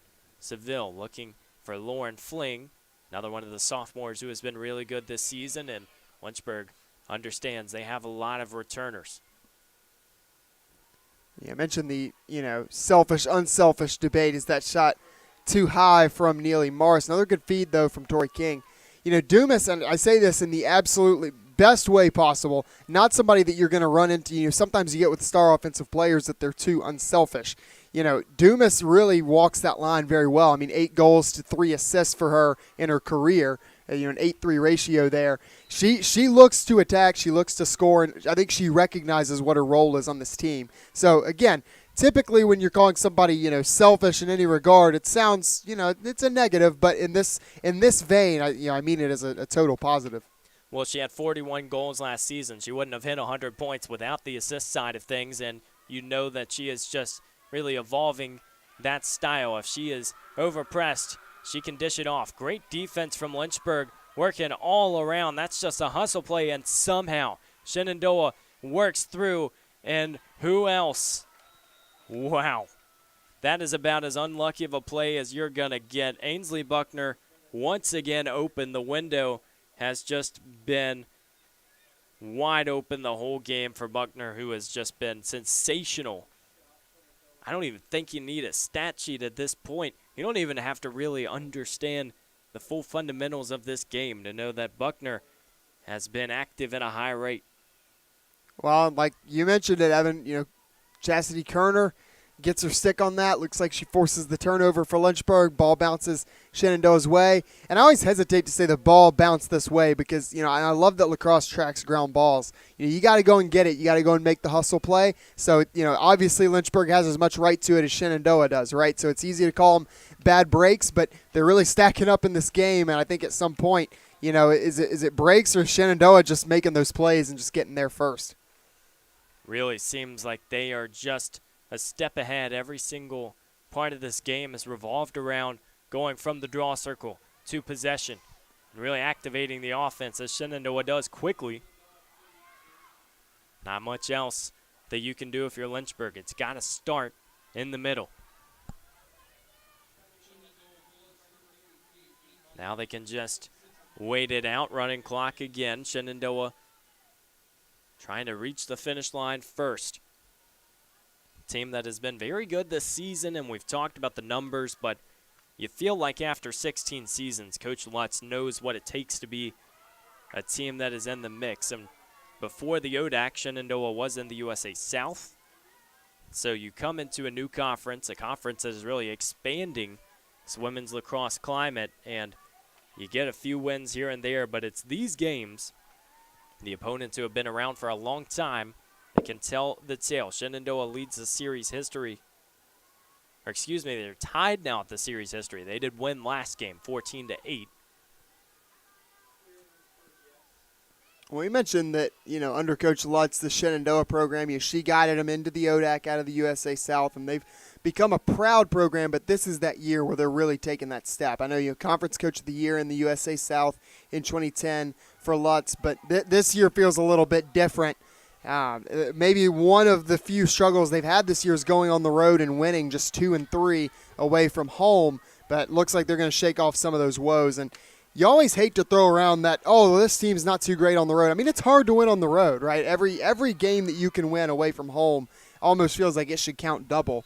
But they could improve to 500 away from home if the score holds. And you look at their overall record, they're 10-3. They are 8-0 at home. And they have a chance to close out the season 10-0 with Cabrini and EMU on the docket. That will certainly factor in for Shenandoah. Games like these that help seeding, maybe you are one of the top teams that gets that home game early. Because with the way that this conference shapes up, that W&L, that team at the top, is trying to solidify its home field advantage. Well, but then, you give yourself a chance to have a couple games at home before maybe you do have to go to Lexington, but you can at least get out of those first couple rounds maybe without having to go on the road. Just builds confidence. You're so familiar with it. You practice there every single day, but obviously it just comes down to the logistics and understanding the momentum. That's something Lynchburg wants to pick up. It's unfortunate that you have this streak of games really to wrap up the season, but you do know that you're getting tested. You're seeing some of those vulnerabilities, a chance to move forward after. There is an almost interception from Quigley, and now there's isolation on the far side. Shot that Brady saves. Now second chance. Ripken had a really good look, and we have seen a few of those today because she is getting isolated. Lynchburg is just overcrowded. You see this defense dispersing trying to get wider and wider, but Shenandoah has had some immaculate timing. And that was the first save for Brady since I believe about midway through that second quarter, if not even a little earlier. So she's had a tough start to the second half. A great possession there, though, and then scoops up the ground ball to end it. Similar look, and Lynchburg can go the other way. Brady is just in the right spot, in the right headspace. It's just the execution more often than not that she is trying to find. Lynchburg is really looking through its options. You know, they have a few goalkeepers on the squad. The grad student Corinne West has really been option number 1 throughout the season. She will be one of the first to hype up Kayla Brady as well. This committee has worked well. Don't always get that dynamic with a new player on the roster. This pass files through, forces Wheeler into action, and now Lauren Fling can take over. 2:25 in this third quarter, and the Hornets just trying to get it back to single digits. You're back to that running clock threshold right here. Big heads-up play, though, from Megan Wheeler. Evan, you talked earlier about some of the unsung heroes for Lynchburg. I think Megan Wheeler is one that really gets slid under the radar a little bit. She is just a mainstay back there on defense for Lynchburg. Makes a lot of really nice hustle plays. Another sophomore as well who came in with this class, and the stats aren't always there. You don't see the flashy numbers on defense, but they do pay off. As Hossauer sails the shot over, this one ruffled in the mix. Shenandoah gets it on the other side, looking to move forward. Lepkowski. This isolation has been so tough because Shenandoah, when they get running, is really hard to stop. Another tough break there. You know, Lynchburg is able to maintain possession with 14 on the shot clock and then just not ready for the insert pass. Gets away. Lynchburg is creeping up there now a little bit in the turnover column. We mentioned they had just 3 at the half. Well, they have 3 so far in the third quarter alone. Turnovers are a stat that might be one of the most crucial in this game of lacrosse. We talk about possession being so important, but you have to have the right personnel to do so. Lynchburg is in a spot where a lot of this offense can work from the isolation standpoint. Very downhill, but turnovers going backwards are so problematic, and especially on the break, teams like Shenandoah will swallow it up and send it the other way. This pass inserted. Good look from Neely Moore. Stick on the ground. A few rotations, a little extra emphasis. 19 gets number 7 for Lynchburg with 37 seconds in the third. And that one's got to feel good, and I think anytime you score from a little bit of distance, it does feel a little bit better, and you wind up and sort of slot one in there. I honestly thought Perry got there to the spot. She was at the right spot, must have been a half second too late, and then she held that stick there, and then you see the celebration from Neely Morris. But a rare moment today in this game where Perry's just kind of gotten beat. She's hovering right around that 50% mark, 7 saves to now 7 goals allowed. Lynchburg back into single digits. You got 37 seconds here. You steal a draw and maybe make something happen on offense. It's a long shot in the fourth quarter, but you know, maybe at 8 you feel like that's doable. Big draw here with 37 ticks remaining in this third quarter. Shenandoah and Lynchburg have gone to battle for almost 45 minutes. Tough corral.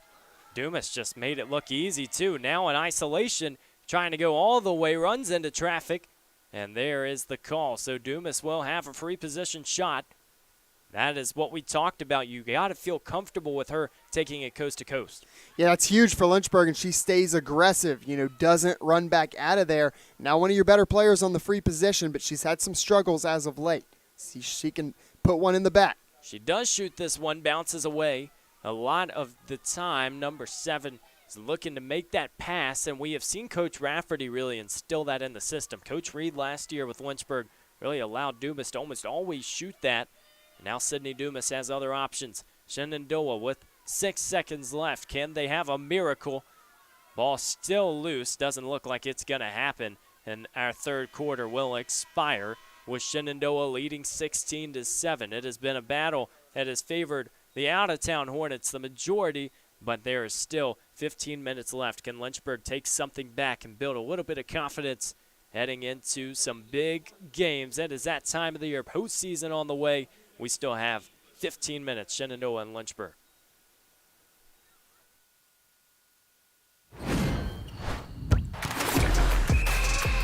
Welcome to the Campus Recreational Department at the University of Lynchburg. We believe in a student-centered approach to recreation, making sure that all students have fun and engaging activities that promotes wellness, personal growth, and community building.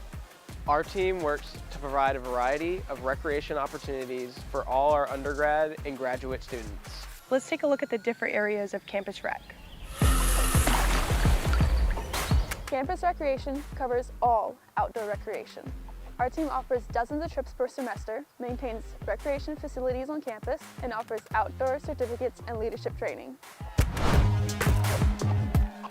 Intramurals is open to all students who wants to play on a team. We have men's, women's, and co-ed leagues for each sport we offer.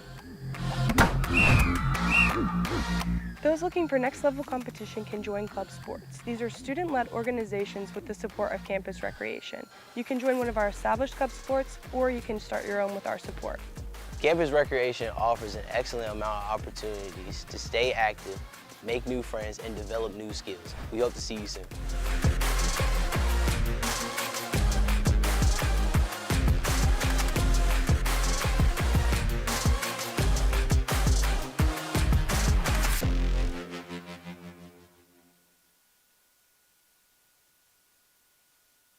Want to have some outdoor adventures while getting a degree at the same time?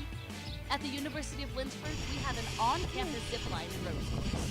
Plus, we offer adventure trips that cost less than a cup of coffee. And did I mention our beautiful scenery? We're a university for students looking for something more than just books. Welcome to your new adventure experience.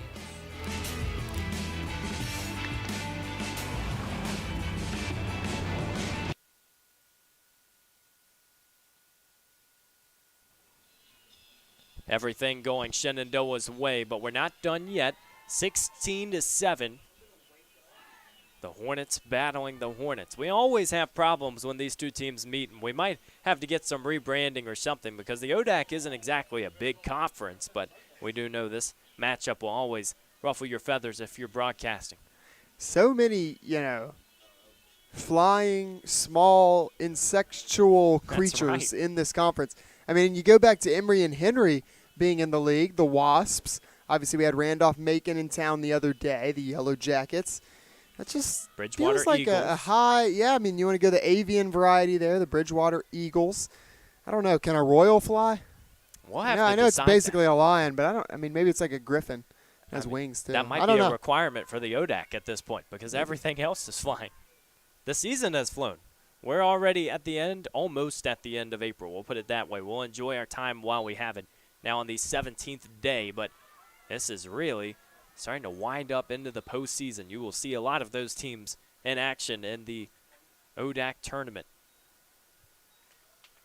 Disappointment there on the face of Emily Lurch. She wanted to go full steam ahead there. Official says, hey, you gotta wait. But again, for Shenandoah, I mean, the clock is in their favor. Does give Lynchburg a chance to set up a little double team here, but assuming Lurch can take the one step forward she needs to clear, she'll be good to go. There you go. It's really as easy as it's going to get. That's one of those rules. If you're just a neutral watching lacrosse, you're like, what happened? You're just giving up on the play? Shenandoah does have smooth operation offensively, and they have shown it time and time again. They put two in the middle, see really those reversals, and it has been largely in part to Ainsley Buckner as to why they are up 9. How about Lynchburg coming out here 8 of 8 on the clear, and they've held Shenandoah to 4 missed tries, most of those, 3 of those in that third quarter, but just hasn't quite been enough, and certainly not enough to outdo the damage done at midfield, though Lynchburg did pick up a little momentum there in the third as well. That is the problem that Lynchburg is going to encounter going into this ODAC tournament. Do they have an answer? Because they have done really well against opponents, holding them to low clear numbers. That being said, you have to make sure that number shows up in the game. And if you are just letting them really pounce possession the whole time, it's not going to matter. You have to come away with those stops to be able to use your clears and then obviously putting it home on offense. Well, this has been the tricky thing. You look at Lynchburg, 100%, 8 of 8 on the clear today. They're 78% on the year, well above average. They've gotten they've gotten over 20 shots with pretty much an entire fourth quarter to go, only 6 behind Shenandoah. I mean, they've played a pretty solid game. It's you go back to those, acute moments where, you miss on a ground ball or you fail to, finish through trying to force a cause turnover or you miss time trying to make a save. It's just those little moments that have really stacked up against them today. It doesn't feel like they needed to play a perfect game to be in this game. It just feels like so many of those 50-50 balls haven't gone their way. Go back to the start of the game as well, the consecutive draw controls. We don't have an official stat line on that, but we do know that Shenandoah piled up a very hefty bunch early, and then, like we said with Randolph-Macon's last matchup, you just don't have a shot. There is a shot from Hossauer. She will send it home. Lynchburg picks up goal number 8, and the freshman from Pinehurst continuing to deliver. And now you start to do some math. I mean, you're probably not in danger of going back to that running clock now. You're 2 under it. You got 12:45, and you're down by 8 goals. That's what it would take to force overtime. So you got about a minute and a half per goal. Again, if you start stacking those wins in the draw, that math starts to seem a lot more friendly. But the more times you have to play defense, the harder that's going to be to pull off. That's exactly right. And, folks, there are 90 ticks on the shot clock. So if you concede the draw, there goes your minute 30 if you hold it. We know Shenandoah's done that a few times. Well, and you can bet we saw it at the beginning of the game. Shenandoah's waiting to maybe even take their first shot until 70 seconds are gone off the shot clock. I mean, certainly at this point in the game, I wouldn't expect them to rush anything unless it's handed to you on a silver platter. You're just trying to wear this time down and go ahead and pick up that big win in the ODAC standings that would vault them back ahead of Lynchburg. Well, and good point as well, because in other games that might be a little closer at this stage of the game, you got to hold on. But Lynchburg is not done yet. Here's Dumas. We will see if this offense can work quickly. That math we just talked about, you need one every 90 seconds. The draw control has been a little more favorable to the Hornets. Certainly has. And again, come down here. You don't have to play defense. These are seconds that, they're ticking away from your chances to get back in this, but at least you have a chance to score. Spin cycle for Dumas. There is a call, but it will go the other way. Wow. So just a tough break for Lynchburg. It seems like at the right moments, it's just been a wrong step here and there that have kept them out of this one. And Shenandoah working quickly down the field, clear and open space. They fire home. How about a momentum buster for Shenandoah? When Lynchburg just felt like it was creeping on in, Shenandoah has slammed the door and trying to find their way home in the fourth. Yeah, that's your dagger play there. I mean, Sydney Dumas hits the turf, gets sandwiched between 2 defenders, but I believe she landed in the crease.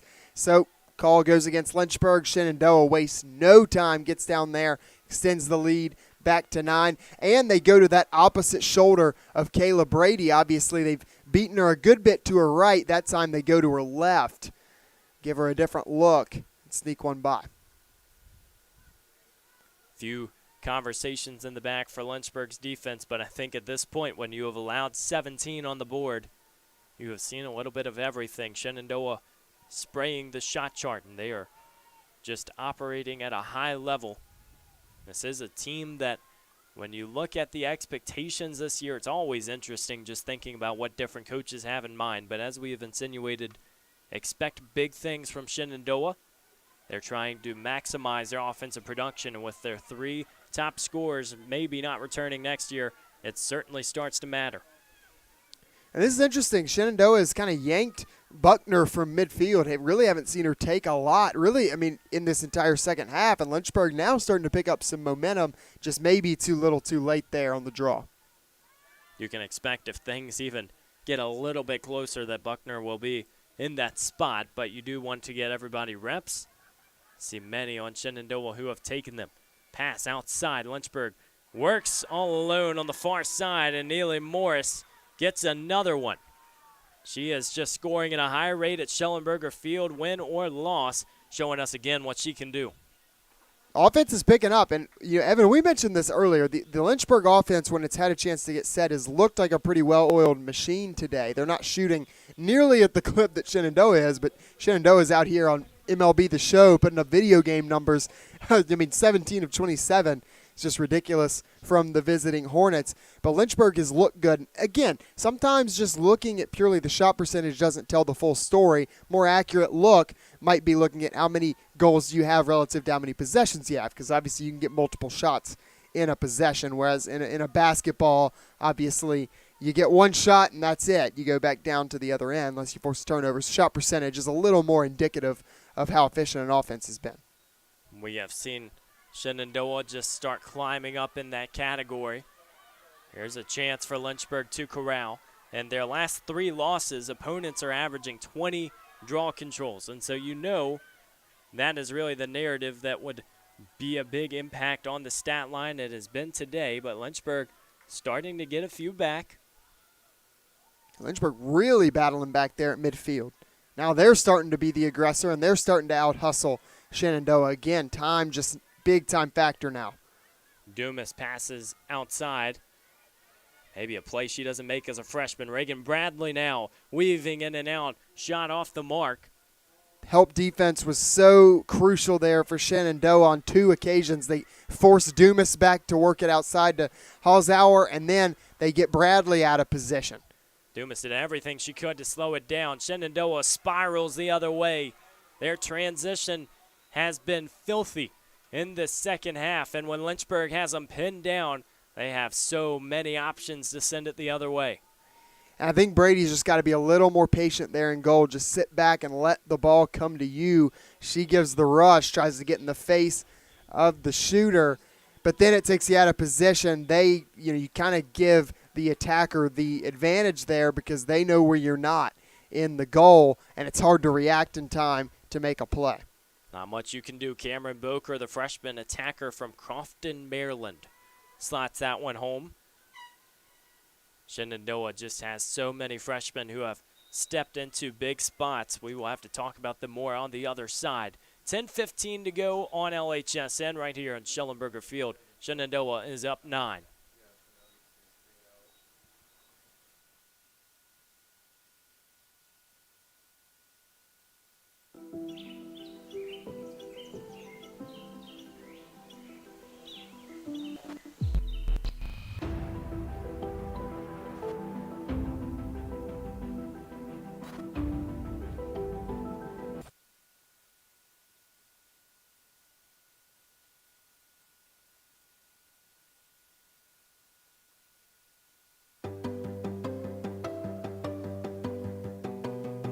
Lynchburg is all about you, your ideas, and your goals. We've got one professor for every 10 students, so you can get all the support you need. In the classroom, in the lab, or in nature. You'll learn by putting yourself out there, and we're right there with you.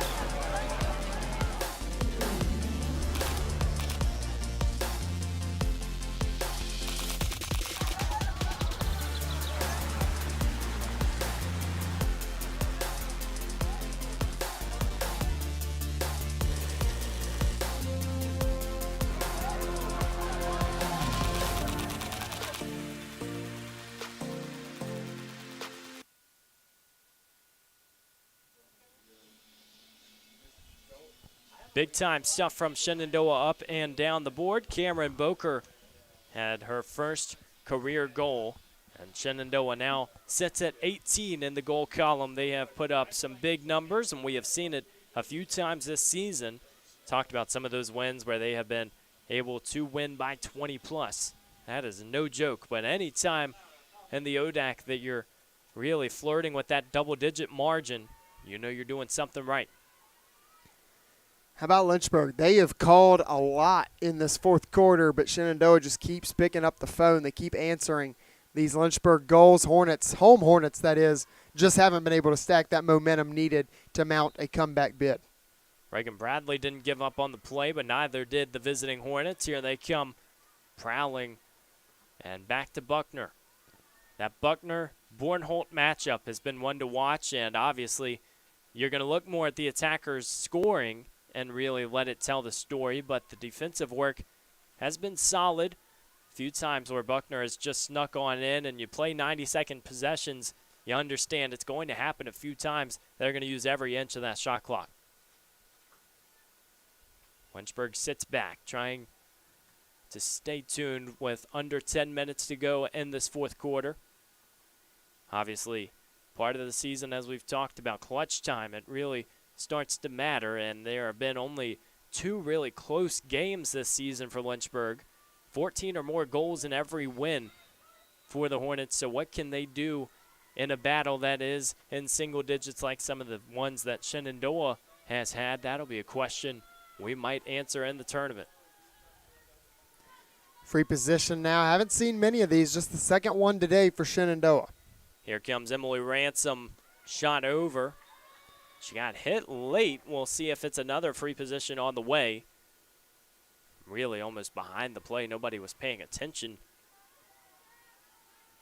It looks like it'll be on Chas Kerner, a yellow card as she goes to the box. We talked about her aggression. She's not afraid to get involved in some of those plays, but a little too much here. And now a golden opportunity for Shenandoah. Kerner did well coming in from behind. Did good job with the stick. I think she actually caught her with the body to knock Ransom over. And that's going to be what draws the foul. And it's going to result in another free position. Second chance for Ransom. We've seen Kerner do that a few times this season as well. She is so strong and willing to put her body on the line some of those situations. Shenandoah now smartly going to use the shot clock, 80 seconds to work with. Well, why not? You got a minute 45 still, 2-minute penalty on the yellow card that Lynchburg is going to be a player down. So an extended power play here. Why not run the time off? And then that clock gets to around 20, 30 seconds, start looking to score. Shenandoah, a team on their side, defensively not afraid to be physical. Stats haven't been off the charts, but we have talked about some of those recent games where they're really picking up penalties, so they know both sides of that category. If you are a player up, you have golden chances. Amy Bell shows us exactly why. She has been the one to watch, number 1 in red, and just really quietly continuing to put on a good performance. So many of these attackers for Shenandoah are just getting in the right spots, and it's a product of some really good passing. And didn't really wait for the 30-second mark to come around to get aggressive. Shenandoah really even looking to score at around 50 seconds. That penalty was releasable, so we're back to even numbers after the goal. But Shenandoah, I mean, again, time's a big factor. They still ran some off, but now here you go back to the running clock. And that's probably the other thing that's going through your mind. Yeah, you know, time is a big factor here, and Lynchburg trying to come back. And you have the power play. But also, if you find that goal, you go back to that running clock, and that's another way to take time off. So even if they didn't wait until the 20, 30-second mark, way more time than that has come off as a result of that goal. Shenandoah will enjoy being in that spot. They have played 4 ranked opponents this year, 2-2 in those games, and so you know that they have seen really a little bit of everything, whereas Lynchburg has been facing some more lopsided wins and losses. Shenandoah has really tangoed with a few strong opponents and stayed in those games. They will enjoy having a fourth quarter that moves quickly, but Lynchburg looking to exercise other plans. Now Lynchburg a power play. Ripken, the freshman out of Fulton, Maryland, got whistled, and she will sit for 2 minutes. She gets hit with the yellow. Strano was looking for the give and go. Now Reagan Bradley on the near side, surveying. That middle has treated Lynchburg well when they've gotten some separation. But Lynchburg's had to shoot from further out today. Is a typical rule. See, any team wants to get inside. When you can get inside, those are where the high position looks are. But Shenandoah, more often than not, doing well to force Lynchburg out of its positions. We've seen a couple opportunities for Lynchburg. Jenna Norco had one that was really on the doorstep, but, you know, when you can remember the ones that happened, there probably haven't been that many. Lynchburg has just struggled to move through that first line of defense. This pass goes inside but awry, and now Lauren Fling will keep it in. And folks, just watch the switches. I look at particular that last sequence, just looking at Emily Kravalis right there in the middle, just switching from player to player, keeping all Lynchburg Hornets from being eligible recipients of a pass there in the middle of the field, right in the center of that Shenandoah defense. Yeah, I mean, the switches have been huge. The sagging off, double teams, switching on to players when they try to cut inside with the ball has been big. I mean, a couple different looks that Shenandoah has thrown defensively that have been effective. Strong anticipation for sure. This one rattles home. Lynchburg, Reagan Bradley breaks on in. We've seen a few throughout this season where she has just been so confident with her shooting. She is still stacking it on. She had her third hat trick of the season versus Averett, and the only Hornet with multiple goals versus CNU. Well, the free position is the great equalizer, right, from that 8-meter spot. It's really most of the time boils down to you and the goalkeeper as long as you're fast enough off the whistle and you attack with purpose, which Bradley did. She goes to the bouncer. Almost looked unintentional, but nonetheless, it finds the back of the net, sneaks by Perry, and that's been a tall task today for Lynchburg. So one way to counter a great defensive look from Shenandoah, especially with all those switches, is to lean into it, draw some contact, get to the free position, because then, again, it's a lot harder to defend those. Now she will go back to the draw circle. It's hard to say that was unintentional after what we saw with Neely Morris earlier. Our standard has been set. How many times will you see a goal like that throughout the season? Almost just a little bit of everybody being caught off guard, including the shooter. Under 6 minutes to go here on Schellenberger, and Shenandoah feeling pretty good in a great spot and entering some matchups they can win, just trying to build that momentum. They are really moving with a chance now to extend that win streak to 3 and maybe more. This will be, if Lynchburg does lose this matchup, their first consecutive losses of the season. Neither of these teams have consecutive losses thus far, just a testament to getting back up and playing strong. And the Hornets with one more win will guarantee a winning season. Obviously went 7-10 in last year's campaign. A winning record in ODAC play. That team came on a little bit down the stretch. But that 0-4 start was just pretty tough to overcome. So Lynchburg getting out of the gates a little hotter this year. But like we know, Evan, there's just so many tough tests within the conference. A Randolph-Macon where you feel like they're sort of parallel to this Lynchburg ball club, but you got to gut that one out. And then you look there at the top, the Shenandoah, Roanoke, WNL trio is just brutal. And for Lynchburg to get them all 3 in a row sort of adds insult to injury. Carson Quigley moving quickly down the side. She will have a chance now, ball loose, but easy chance for the retaining of possession.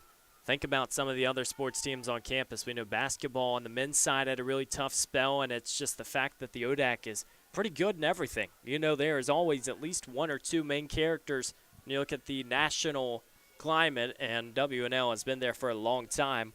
So not very coincidental that you have 3 straight opponents like this, but you do got to move forward, and you know that you just want to try and at least keep your confidence going into the tournament. Still passing around Dumas. It felt like she had space, fakes the spin. Now getting to the middle, finding residence there. Shot goes over the mark. The flag was out. But Lynchburg, hold that thought. There's the whistle. I thought on that take, Dumas looked just a little bit tired, not quite as crisp as she might typically look. Obviously, she's out there pretty much the entirety of the game, and that's most games throughout the season. Obviously, there have been a lot of blowouts this year for Lynchburg, more of which they've won, but a few that they've been on the tough end of. And a season wears on you, when you're somebody of that stature within this program. So much season has just really revolved around scoring as well. I mean, look at Lynchburg today, 28 shots. As this pass goes in, they got to go quickly, but Shenandoah moves the other way. To put up 28 shots and you're down 9, that's not characteristic of many teams when you look at this ODAC, and so you know that they have still stayed busy as Wheeler takes over. Great move from Wheeler there to nab that one out of midair. But, yeah, I mean, you look at it right now, Evan, you talk about a 9-goal disparity right here. This is going to be Lynchburg's second closest loss of the season unless something drastic happens here down the stretch and Shenandoah really puts together a run, or Lynchburg puts together a 10-goal run and comes back and wins this one. But, yeah, I mean, it's just sort of a testament to not a lot of close game scenarios that Lynchburg's had, even within a lot of these games. Most of these games have been, pretty wide disparities early on and just held on to that trend. And, Sam, this is a question we won't get the answer to, but if Lynchburg lost that Randolph-Macon matchup, you wonder how different this season is from a confidence standpoint. Dumas hit the pipe, everything but the goal. And just like that, Shenandoah has open turf. That's really the type of day that Lynchburg has experienced. They're so quick off those missed shots from Lynchburg. Not a lot of possessions with multiple shots for the Hornets. And then when they are getting those misses, just feels like Shenandoah scoops it up already running downhill, in this case to their right. And then now you sit back, rest on your laurels a little bit, and Shenandoah is going to go ahead and ice this one. They can take most of the clock away on this possession, and they are going to pick up that 11th win on the season. They're going to vault Lynchburg in the conference standings. We're going to have a dramatic close to the year and 2 big games for Lynchburg. We knew it was coming. There aren't many games in the ODAC schedule. Obviously, we know uneven scheduling, and so it is really hitting the climax rather quickly. Shenandoah will feel good about things. We know they have their stars in the right spots. Buckner is someone who will impact the tournament in a big way if she plays like she played today. It starts in the draw circle. Now Lynchburg maybe trying to write one final storyline, but they will end up falling to 9-6, 5-2 in ODAC play. Rasponti lost her shoe somewhere in the fray of all of that. She's trying to get situated again, sort of chuckles over to the sideline. And what do you want me to do? I got to get my shoe back. See, in basketball sometimes they'll go up and down the court a few times, but in lacrosse, if you get stuck on the other corner of the field, there's not much you can do to get it back. Little bit of heightened urgency. See if Lynchburg can scratch off one more, 25 seconds. The last time, perhaps, that Schellenberger Field sees this team. They want one more. They want the tournament game to be here. Make those teams come to one of the toughest environments in Division III. A lot of places will say that, but there's certainly nothing like Schellenberger and the height of the storm as Shenandoah finishes things off. Will there be the shot bell? It doesn't matter. And that is it. 19-10, Shenandoah takes the victory right here on LHSN. We have seen a lot of these ones. It does stay in single digits, and so that trend will have a little bit of a difference. The third game this season that has been in single digits, but unfortunately for Lynchburg, they have not won a game, one trailing at the half. Yeah, that's been the padlock stat. Every single game, the score at halftime has held. And while it might be easy, to take that stat and say, oh, well, Lynchburg's, not been able to make any come-from-behind pushes, it's just the reality of it is when they've been up at the half most of the time, they've been up big. And when they've been down, it feels like the game has been a steep hill to climb. So that makes it hard to sort of reverse that trend. And today, I believe it was a 7-goal game at the break, and that just sort of holds on, grows a little bit. Lynchburg a little more competitive there in the second half, playing their way to a 7-5 mark in the third and fourth quarters. But, yeah, I mean, Lynchburg hangs around. We mentioned all throughout the game a lot of those tough 50-50 balls. A lot of those went Shenandoah's way, and that's not always going to be the case. So credit to Lynchburg hanging in there and fighting. But Shenandoah came out. They made more plays today. All the credit to them picking up this win. It's a team win. No one player dominated on offense. It's a group effort on defense. That's sort of the nature of defense. All those switches, all that motion. And then obviously in goal, Perry was phenomenal as well. So great team win for the visiting Hornets. Well, Sam, there are so many bumps and bruises you get in every single game in the schedule, but certainly a few question marks Lynchburg has. Steinau still out. When does she return? Are you able to get this offense engaged and ready to go? Oh, by the way, W&L is still on the schedule, one of the best in the nation, but Lynchburg will move forward away from home. We hope we have another broadcast for you on LHSN during tournament time. It's not certain yet, nothing solidified, a lot left here in the ODAC table, but we have been so thankful to bring action to you all season. On behalf of Sam Graham, would like to thank our entire LHSN squad. We've had such a fun spring season. We're just continuing to move towards the climax, towards the biggest moments. So my name is Evan Gates saying so long on the Lynchburg Hornets Sports Network.